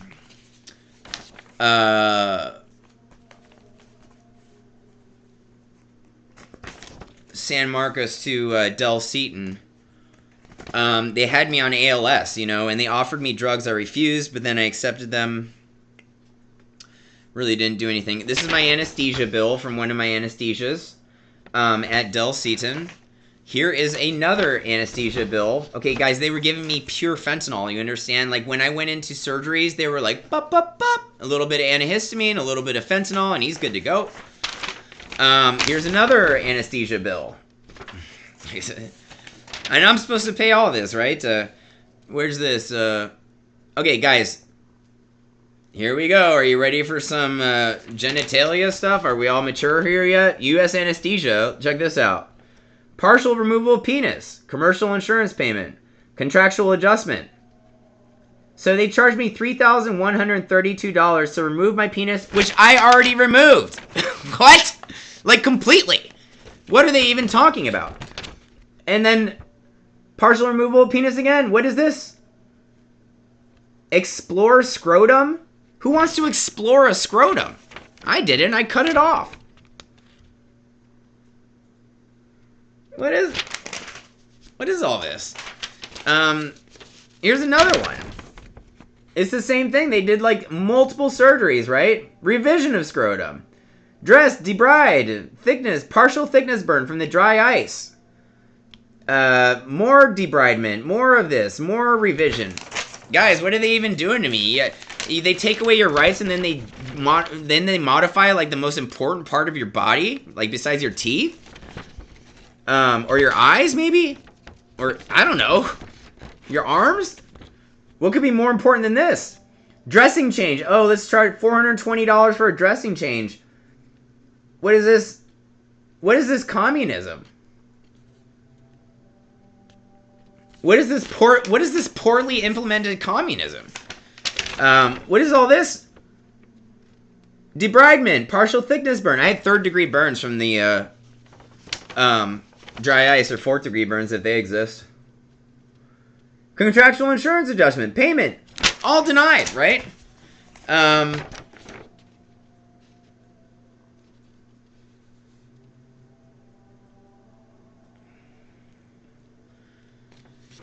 Another anesthesia bill. Not going to show you guys that one. Okay, I am supposed to show you this one, right? So, contacting law offices, you know. And then, you know, I don't even understand. Police reports, we would like to look it over. This will prompt a brief discussion on potential resolutions in your strategy given the discovery. Like, what are they even working on? Like, what am I... And I want to reiterate, you know, I told everybody in my family, do not tell anybody that I did anything to my private parts. They are private parts. Do not take pictures. Do not tell everybody what happened to me. Just tell them I got hospitalized because of a horrible accident and I want their details to remain private. Let them use their own imagination, right? So then Robert Clayton Crum, my ex-bio dad, who I cut myself off from his bloodline for the 9th time, completely ignored that and told everybody about my private parts. Everybody he could. Had somebody go in there and take pictures. And then told the exact individuals in my family, I said not to tell them everything about what happened. That I cut it off myself, that I did this, that I went through all these surgeries, that my private parts were mutilated, even showed them pictures, I think. So, do not ever do that to somebody. They will get so mad at you. I don't care if it's your own son. Do not ever share information about other people's private parts. Ever. Okay? You will lose all respect. Okay? It's uncouth. It's disrespectful. Especially in your own family. You will lose your family if you do that, okay? Now, after all this happened, they had me track my mood. Look at how awful my mood was, you guys. Look at all this documentation. You guys can pause the video. This is like February of like getting after hospitalization of me just like tracking my moods, you guys. This is so sad. You could just pause the video and just look at like what I went through on a daily basis, what I was dealing with. My emotions were so screwed up. Cognitive distortion. So they lock you up And then they're like, oh yeah, write down all your cognitive distortions. You guys, and nobody talks to you. You're sitting there with pieces of paper like you're in high school. They're like, oh yeah, you just went through the most traumatic thing ever. Let's put you at a school desk so you can fill out a lot of paperwork. And then let's lock you in a room alone where you can commit suicide, freeze to death, and nobody cares about you, right? For weeks. And you're barely alive. Like, what is this? It's like worse than prison, you guys. Here's an IOP program they signed me up for against my will. And this is all from the most recent incident. I've been locked up in Laurel Ridge before twice. As recent as a couple weeks ago. I want to point out I went through a recent hospitalization where I was only there for 3 days for mental health. And I was so mad at them that they basically let me go, like, right away.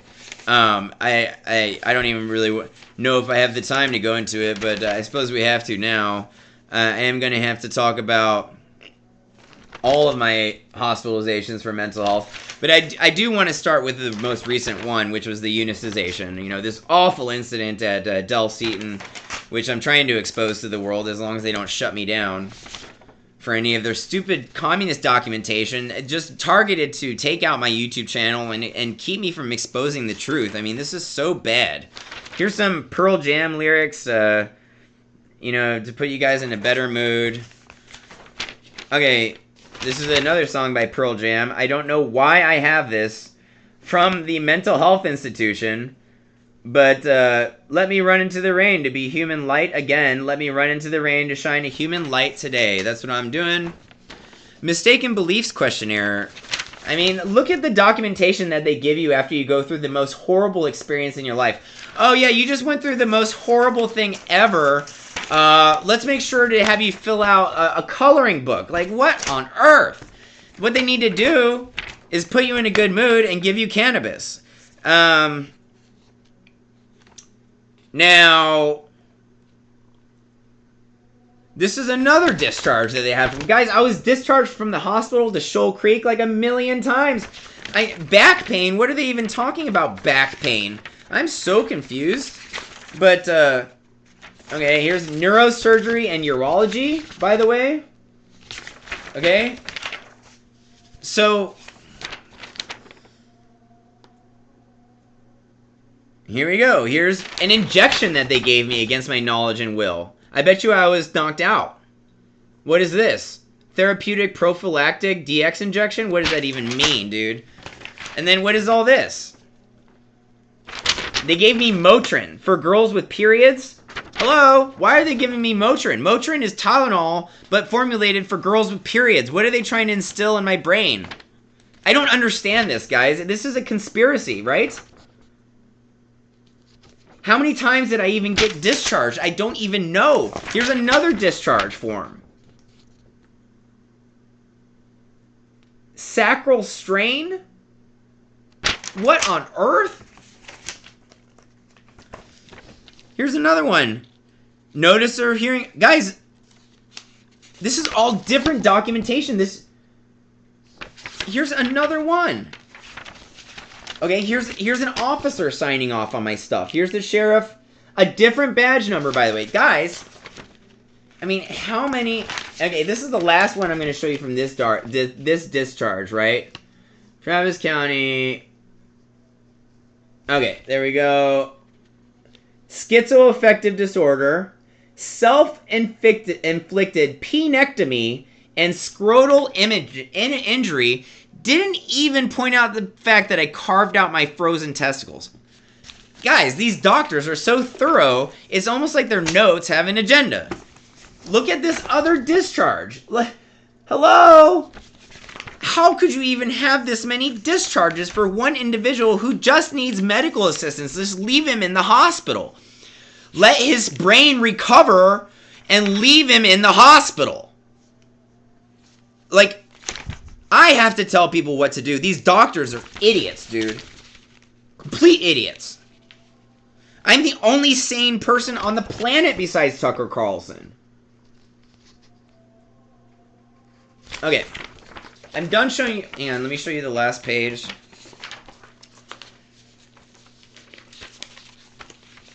Nope. It's this page right here. Yeah.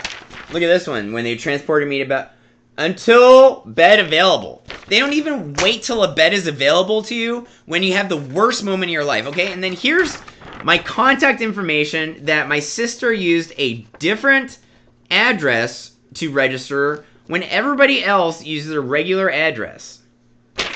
Doesn't make sense to me. And then you have young adult dual recovery intensive outpatient programs. Okay? And they wanted me to do outpatient afterwards. Okay, so they want to sign you up not just to make your life hell for 73 days or however many millions of years I was transferred between psych units and hospitalization to accommodate surgeries and life-saving surgeries. They had to kick me out of Shoal Creek to save my life. They sent in a medical evaluator from an agency. She took one look at what was happening between my legs and she said, dude, you're going to get gangrene and die. I'm like, I pretty much know that. I've been walking around in this room freezing my naked, frozen body without any warm clothes on, no access to possessions for about a week, thinking I'm going to die, by the way. So, and I'm emergency trained, and I've never seen anything worse than the situation they put me in. Emergency prepared, emergency trained. I have my OSHA certifications right here. I mean, I have all this stuff. And so, here's the last one I'm going to show you. This is for Shoal Creek again. Alright? Alright, now, we are done talking about the most recent incident. Here's my little bear again. Alright? Sitting with me. Alright, to take a brief pause from this vlog and make you guys laugh, I am going to just dress up like Jon Snow one more time. I do have my mountain lion back here, but we're just going to keep it real with the bear for now. And these are the only two animals I have. I am not a, a sacrificial pedophile that just wants to kill a bunch of animals and look at their skins and antlers on my wall. I only have two skins that I've taken from animals on the earth, and they're my spirit animals. I love them.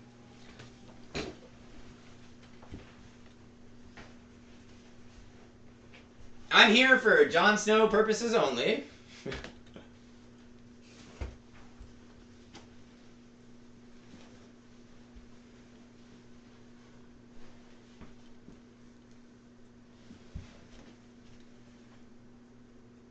Okay.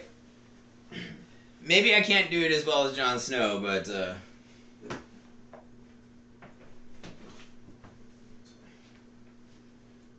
I don't know, Jon Snow is pretty hot.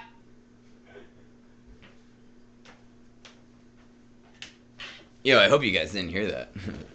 Okay.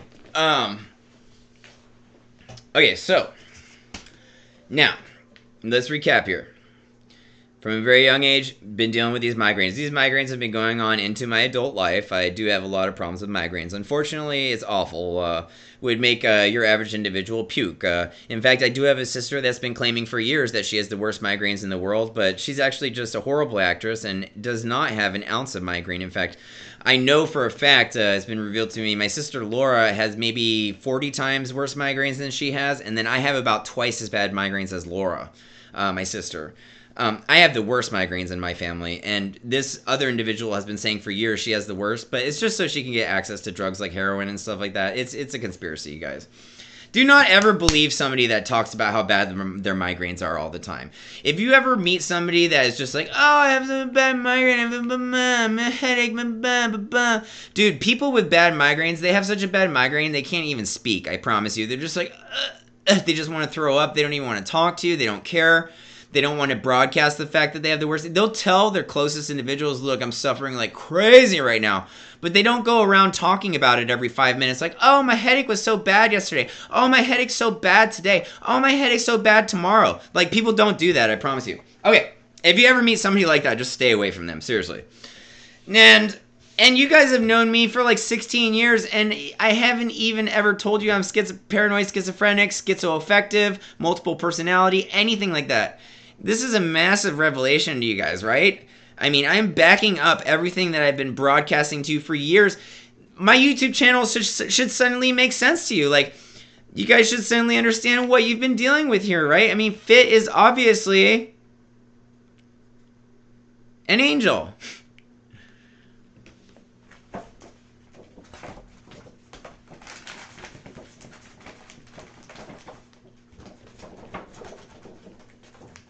Just kidding, Miley Cyrus is. So, I want you all to know that, as I progressed through high school and I started getting more active in sports and music and stuff, my mental health really solidified. I was fine. And then when I started getting back into college, guess what? It was Robert Clayton Crumb's idea again to get me back on the ADD medication. So they enrolled me back in the consider. They were like, yo, to do good in college, even though you did really well in high school and graduated, to do good in college, you're going to need to get back on your ADD medicine and stick to a specific schedule and use a planner and write down and be all organized and do this and this and this, because that's exactly what you're going to do in college, right? No, dude, I partied and did drugs and drank so much alcohol that I dropped out, right?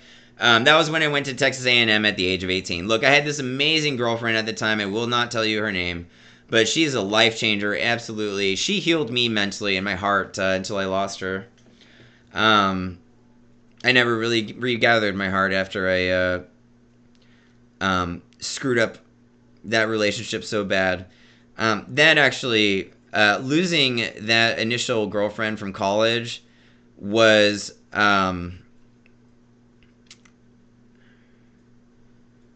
so bad for my mental health and like the overall health of my soul that I began to spiral down a burning path of destruction. I engaged in homosexuality. I had sex with guys. I even made out with guys. Got fucked in the ass, sucked dick, and all of it was nasty, by the way. I want to point that out. Every time I ever, which was like 2 or 3 times, every time I ever made out with a dude, it was the most revolting thing I've ever experienced. It was so nasty. I don't know why I ever did it to begin with. I think my heart was just broken and I was really lost. I actually don't know. I think it might have to do with the whole, the upbringing thing, right? That I was talking about, the divisible mind, right?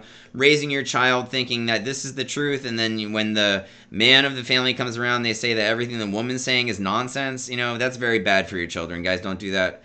You will have a homosexual child probably if you do that in some cases. I'm not saying that homosexuality is the reason. And back off, you guys, with your little reports, okay? I'm just talking the truth here.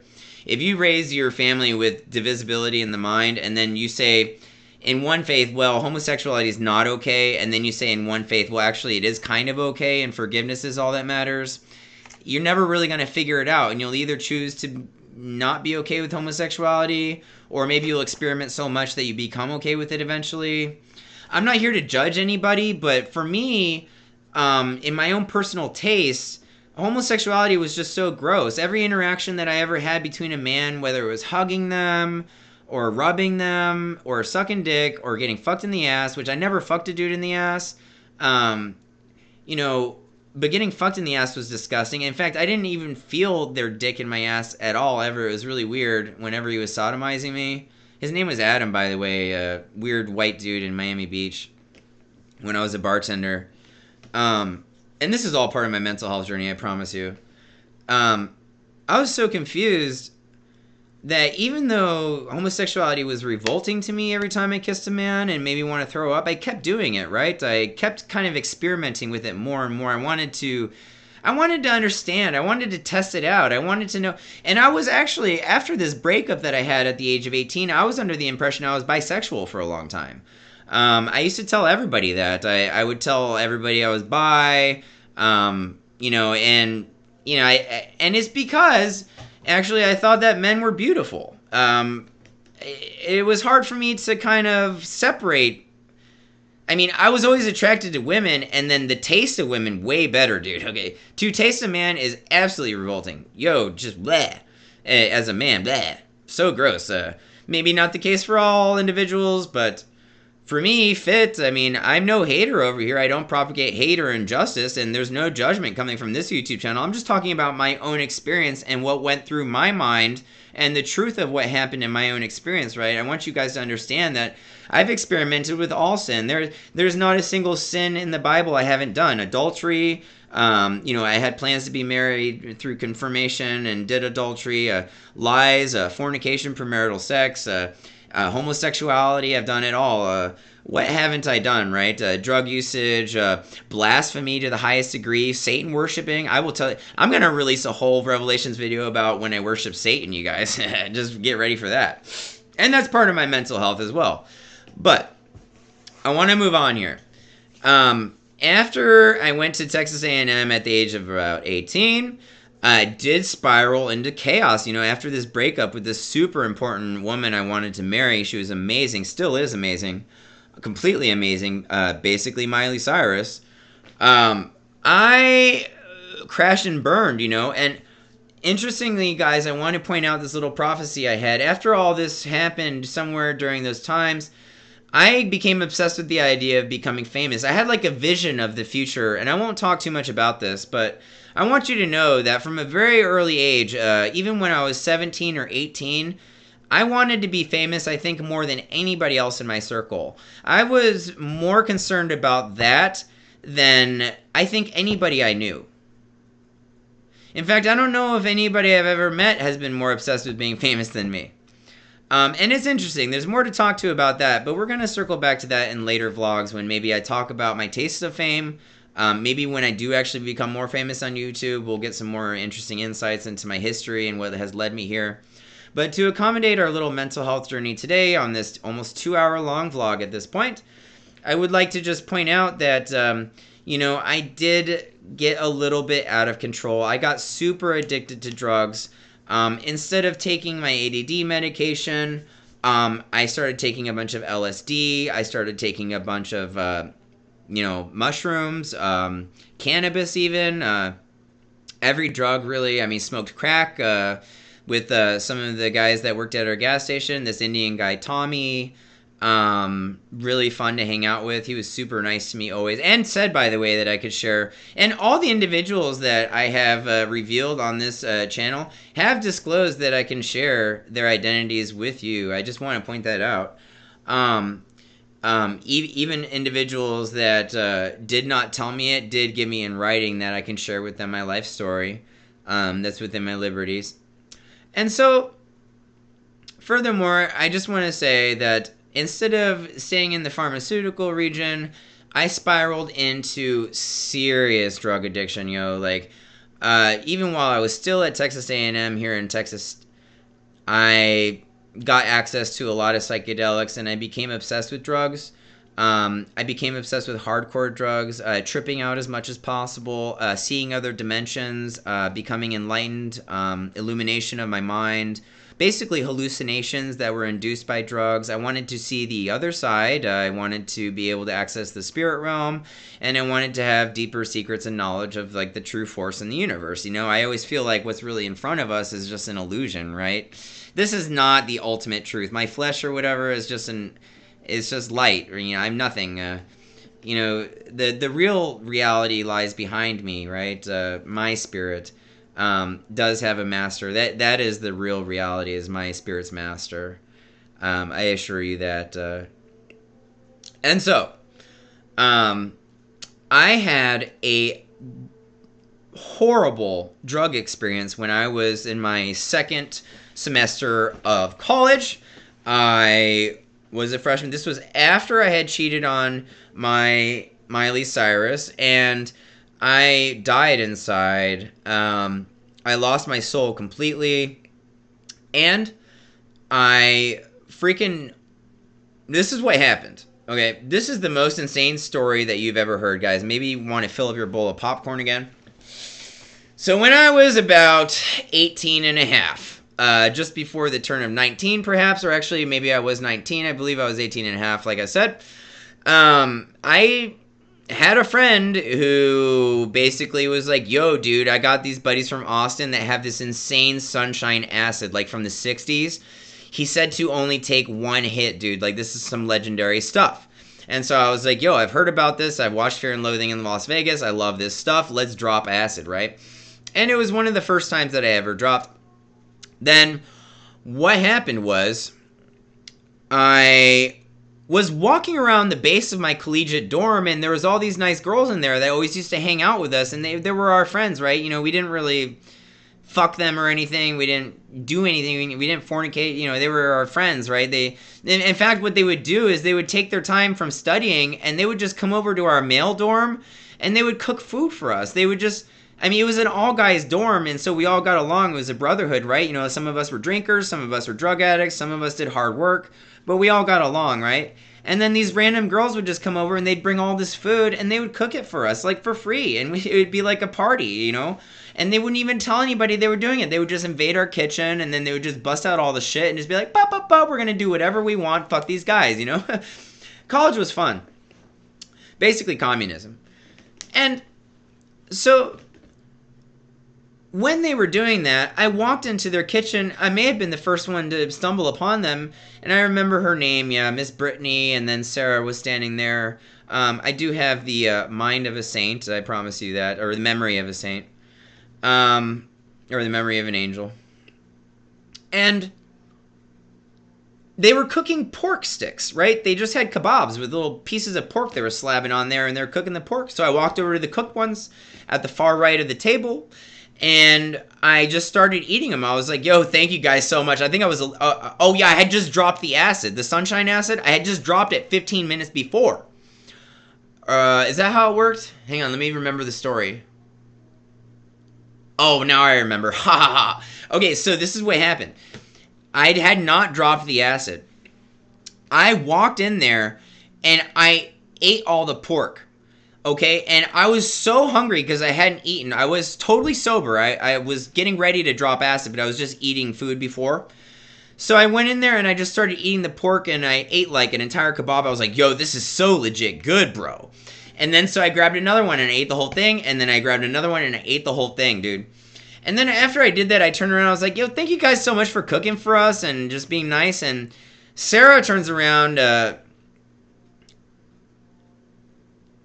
Miss Guzman, or whatever. No, that's not her last name, but anyways, she turns around and she goes, Fit, those are the uncooked ones. And I was like, what do you mean? And she goes, well, that side of the counter is the uncooked pork kebabs. The cooked ones are over here. And I was like, I thought you had the cooked ones over here on the right-hand side. Why is the stove over there? And they were like, I don't know.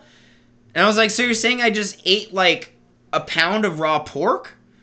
And they were like, yeah.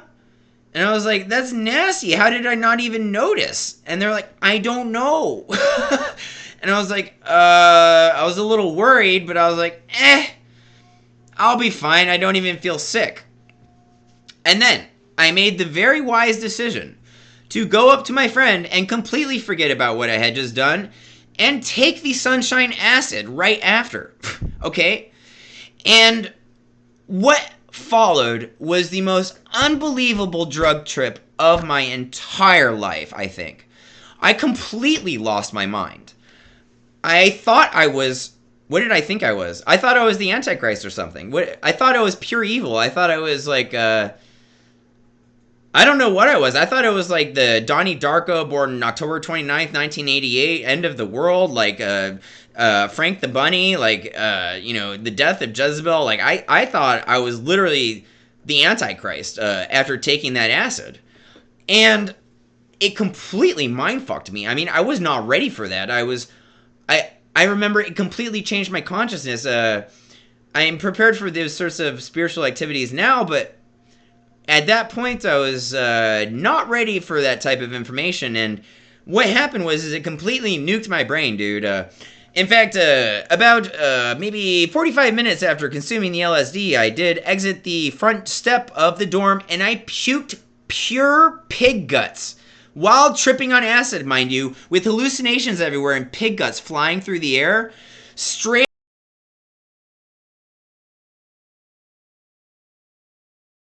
like intestines and everything coming out of my face. I've never seen anything like it, okay?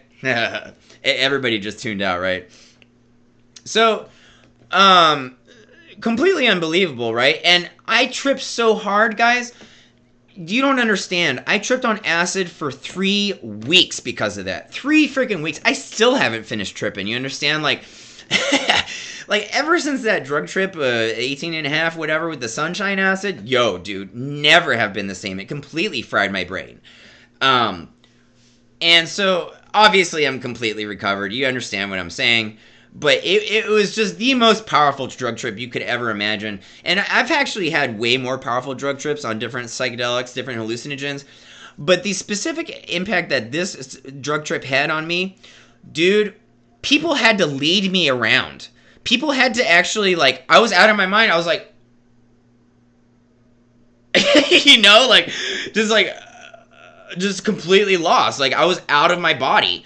I don't know where I was. I was off somewhere else. I maybe some sort of psychosis, right? As far as a doctor's opinion goes. Maybe I became an oracle.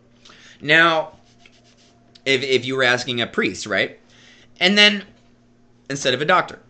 And so, what I wanted to say then is that was the first time I got locked up in a mental health institution, okay? Besides the other times my parents tried to lock me up with psychiatrists, I was inducted then into a place called Laurel Ridge in San Antonio, and I do have some documentation here on it, but I really don't care about that documentation. It's part of the past. And so what they did is they put me through a long, arduous experience. Guys, yes, I think you're getting the understanding that my mental health history goes on forever. I'm certifiably crazy, guys. Fit is legit insane. I have documents here that are piled this tall that all say I'm insane. I promise you guys that. That's all I'm trying to prove to you, right?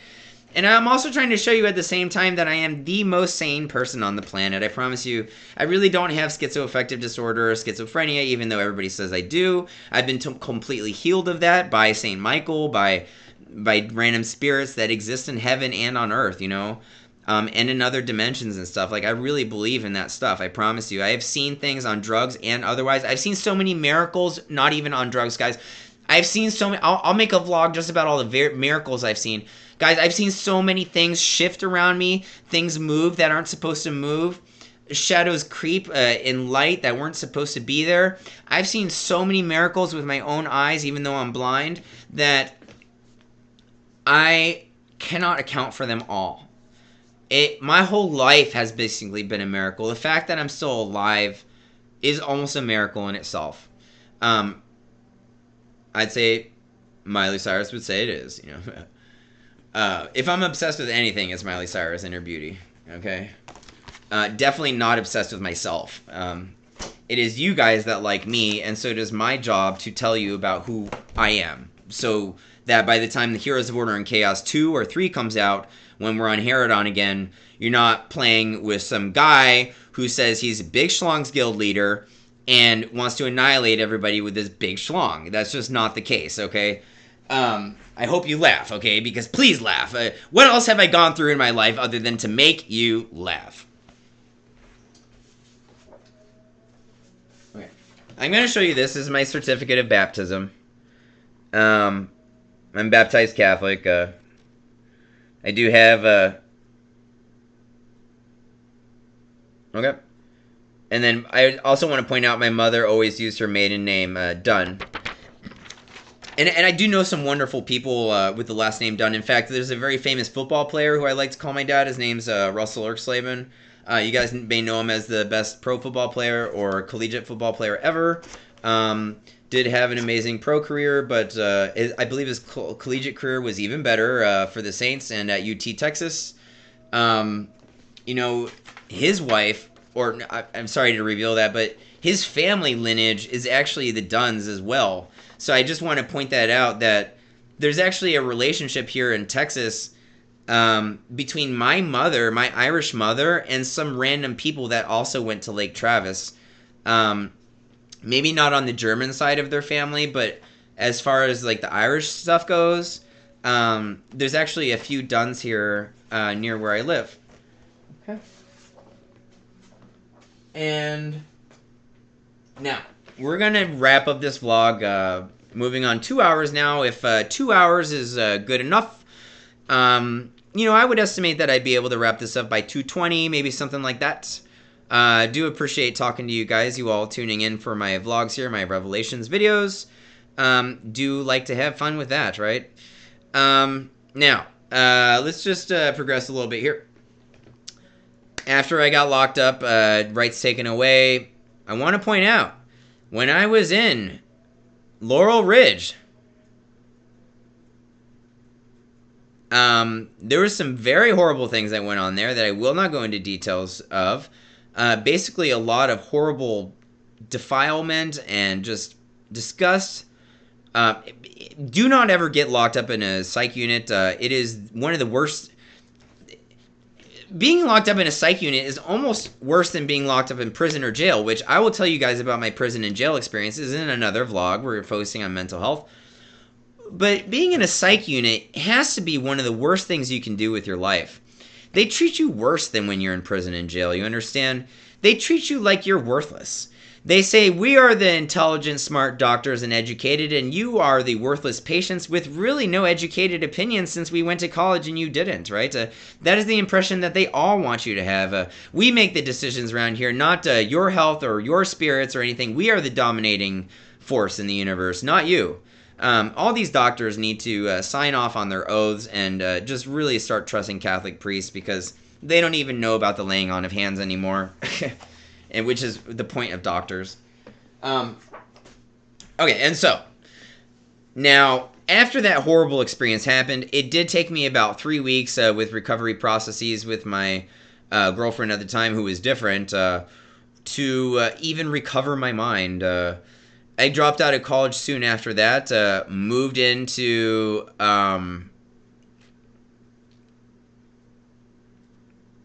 moved away, had a lot of random jobs and went through a lot more struggles. I had a couple domestic violence incidences. I was with some women that weren't very nice to me. They actually would beat the crap out of me for their own reasons, and threaten me, hold their knives to my throat. I mean, I went through a lot of domestic violence, and that really hurt me. The same thing actually happened to Stephen Hawking, by the way. He was with this woman named Miss Mason, who beat the crap out of him his whole life. May have been a Freemason. I do not know why she did that, but I don't know why you would do that to somebody who's in a wheelchair, especially somebody as nice as Stephen Hawking. But she just felt like it was within her liberty to beat up Stephen Hawking for some reason. I don't know. And I think stuff like that is awful. If you ever find yourself in an abusive relationship, ladies and gentlemen, if somebody ever hits you once, just leave the relationship. If somebody ever just punches you in the face, your husband just punches you, just leave. Don't ever deal with domestic violence. If you're with a violent person, it's just watch out, guys. Domestic violence overall unacceptable. Now, if you're with certain wives, if you're with certain husbands, and you have a certain understanding with each other where you can beat the crap out of each other, perhaps your wife is stronger than you. Perhaps you have a certain understanding. I'm not here to judge. But in the event that you are the average case of men and women, domestic violence is really not acceptable unless you're really equitable, right? Unless the female really is on par with the male in terms of strength, it's really not fair. And if they're baptized both Catholic,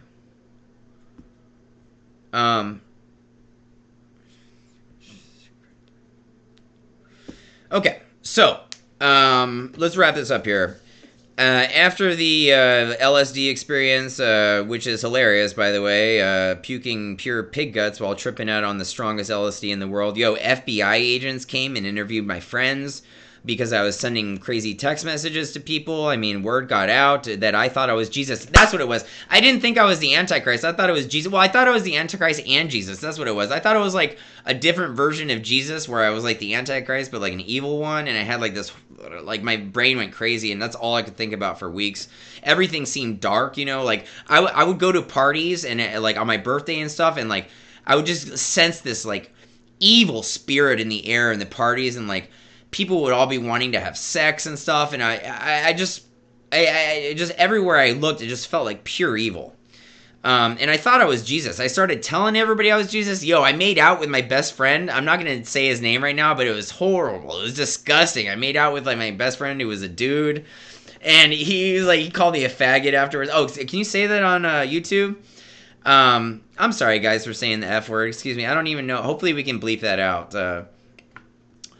And guys, we don't propagate hate against homosexuals here. I'm a Catholic priest. I'm all about exposing the love that we have for gay people, or whatever you want to call yourselves. Homosexuals, I mean, that can be what you call yourselves, or gay people, or pride followers, or whatever. We love you.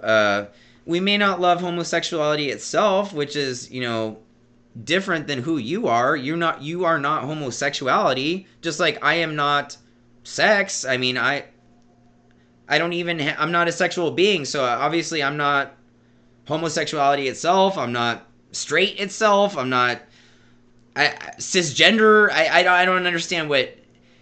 I'm not saying we don't love gay people, right? Of course we love gay people. It's just homosexuality I have a problem with, which is actually not accountable for human flesh, right? You understand, if I say I don't like homosexuality, that's like saying I don't like drug usage.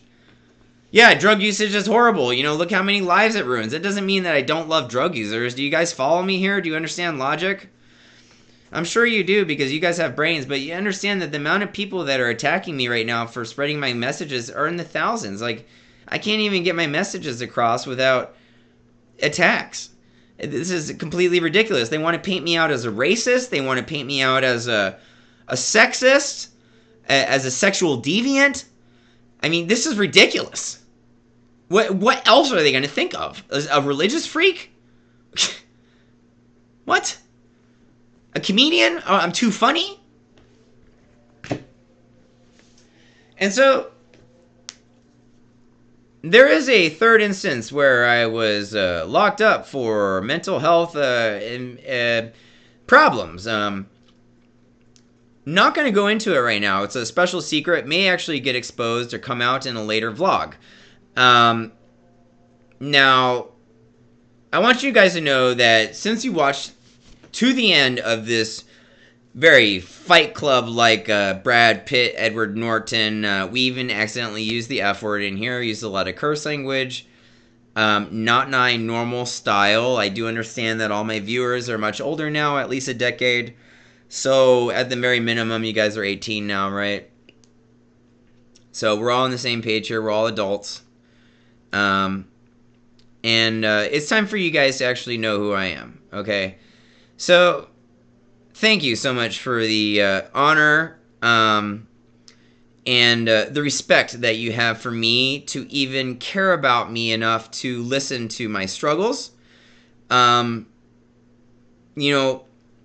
want to point out, still an oracle, still an angel, as long as Miley Cyrus says so, right? What matters to me now is actually my relationship to Miley Cyrus. What matters to me now is actually my relationship to St. Michael, to love. You understand? To love, to St. Michael. Would like to point out that's all Muslims care about. Hello, have you read their texts? Would like to point out that the Jews know about St. Michael as well. Okay, there's a relationship there between the Jews and the Arabs, or Islam. Okay, they know about St. Michael. And I want to iterate for you as well. St. Michael is crucial for the Catholic faith. Crucial. I can't express more how crucial he could be. I mean,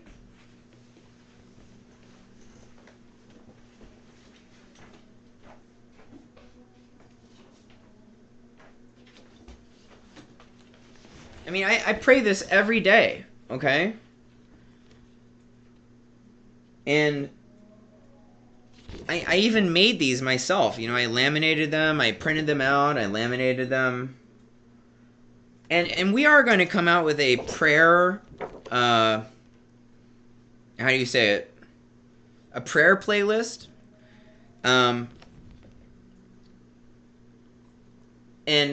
Basically, my prayer playlist is just going to be... my prayer playlist is just going to be me reading off my prayer cards. I have a couple hundred of these. And I'm just going to sit there and I'm just going to read through the prayer. I'm not going to make up my own prayers. I'm just going to read the prayer off for you so that whenever you guys want to tune in for one of my prayers, you can have one of them. That's going to be a really fun playlist, but let's circle back a little bit here and do the good old Trump weave. I was just trying to identify for you guys what's been my guiding force here on this YouTube channel. You're well aware Miley Cyrus is very important to us. I want you to know St. Michael is the guiding force for me. That is actually who I'm obedient to. I really don't listen to Jesus. I only listen to St. Michael. And so I'm a unique Catholic priest, right? A lot of priests might preach to you saying that they obey Jesus, that they obey their father, that they obey their mother, that they obey this, they obey that, and I really don't. My obedience is to my one queen, St. Michael the Archangel, Miley Cyrus. So it's really simple for me, right? I'm a very resolved individual, and through my faith, I have found a solution and received a solution from St. Michael to absolve me of all my mental and physical problems. I've done it through fasting. I've done it through discipline. I've done it through water. And really, it's come from the gifts of St. Michael. You understand, in my estimation, guys, Santo Michael, San Miguel, St. Michael, St. Michael, however you want to call her or him, pure love, pure beauty, strongest force in the universe, the Force itself from Star Wars. We're going to get lightsabers in here eventually, guys. So, now, I want to leave you guys with the impression that even though I have all this documentation, even though I've been through so much, even though I've been diagnosed depressed, bipolar, schizoaffective, multiple personalities, schizophrenic at the age of 19, schizophrenic at different times. I mean, migraines, what else? Manic hypomania. What else? Every kind of mental disease that you could ever imagine. I don't even know what they say about my brain, but look, guys, you know me as well as anybody else. I mean, how on earth is this mental health institution going to go on attacking Catholic priests that are perfectly sane?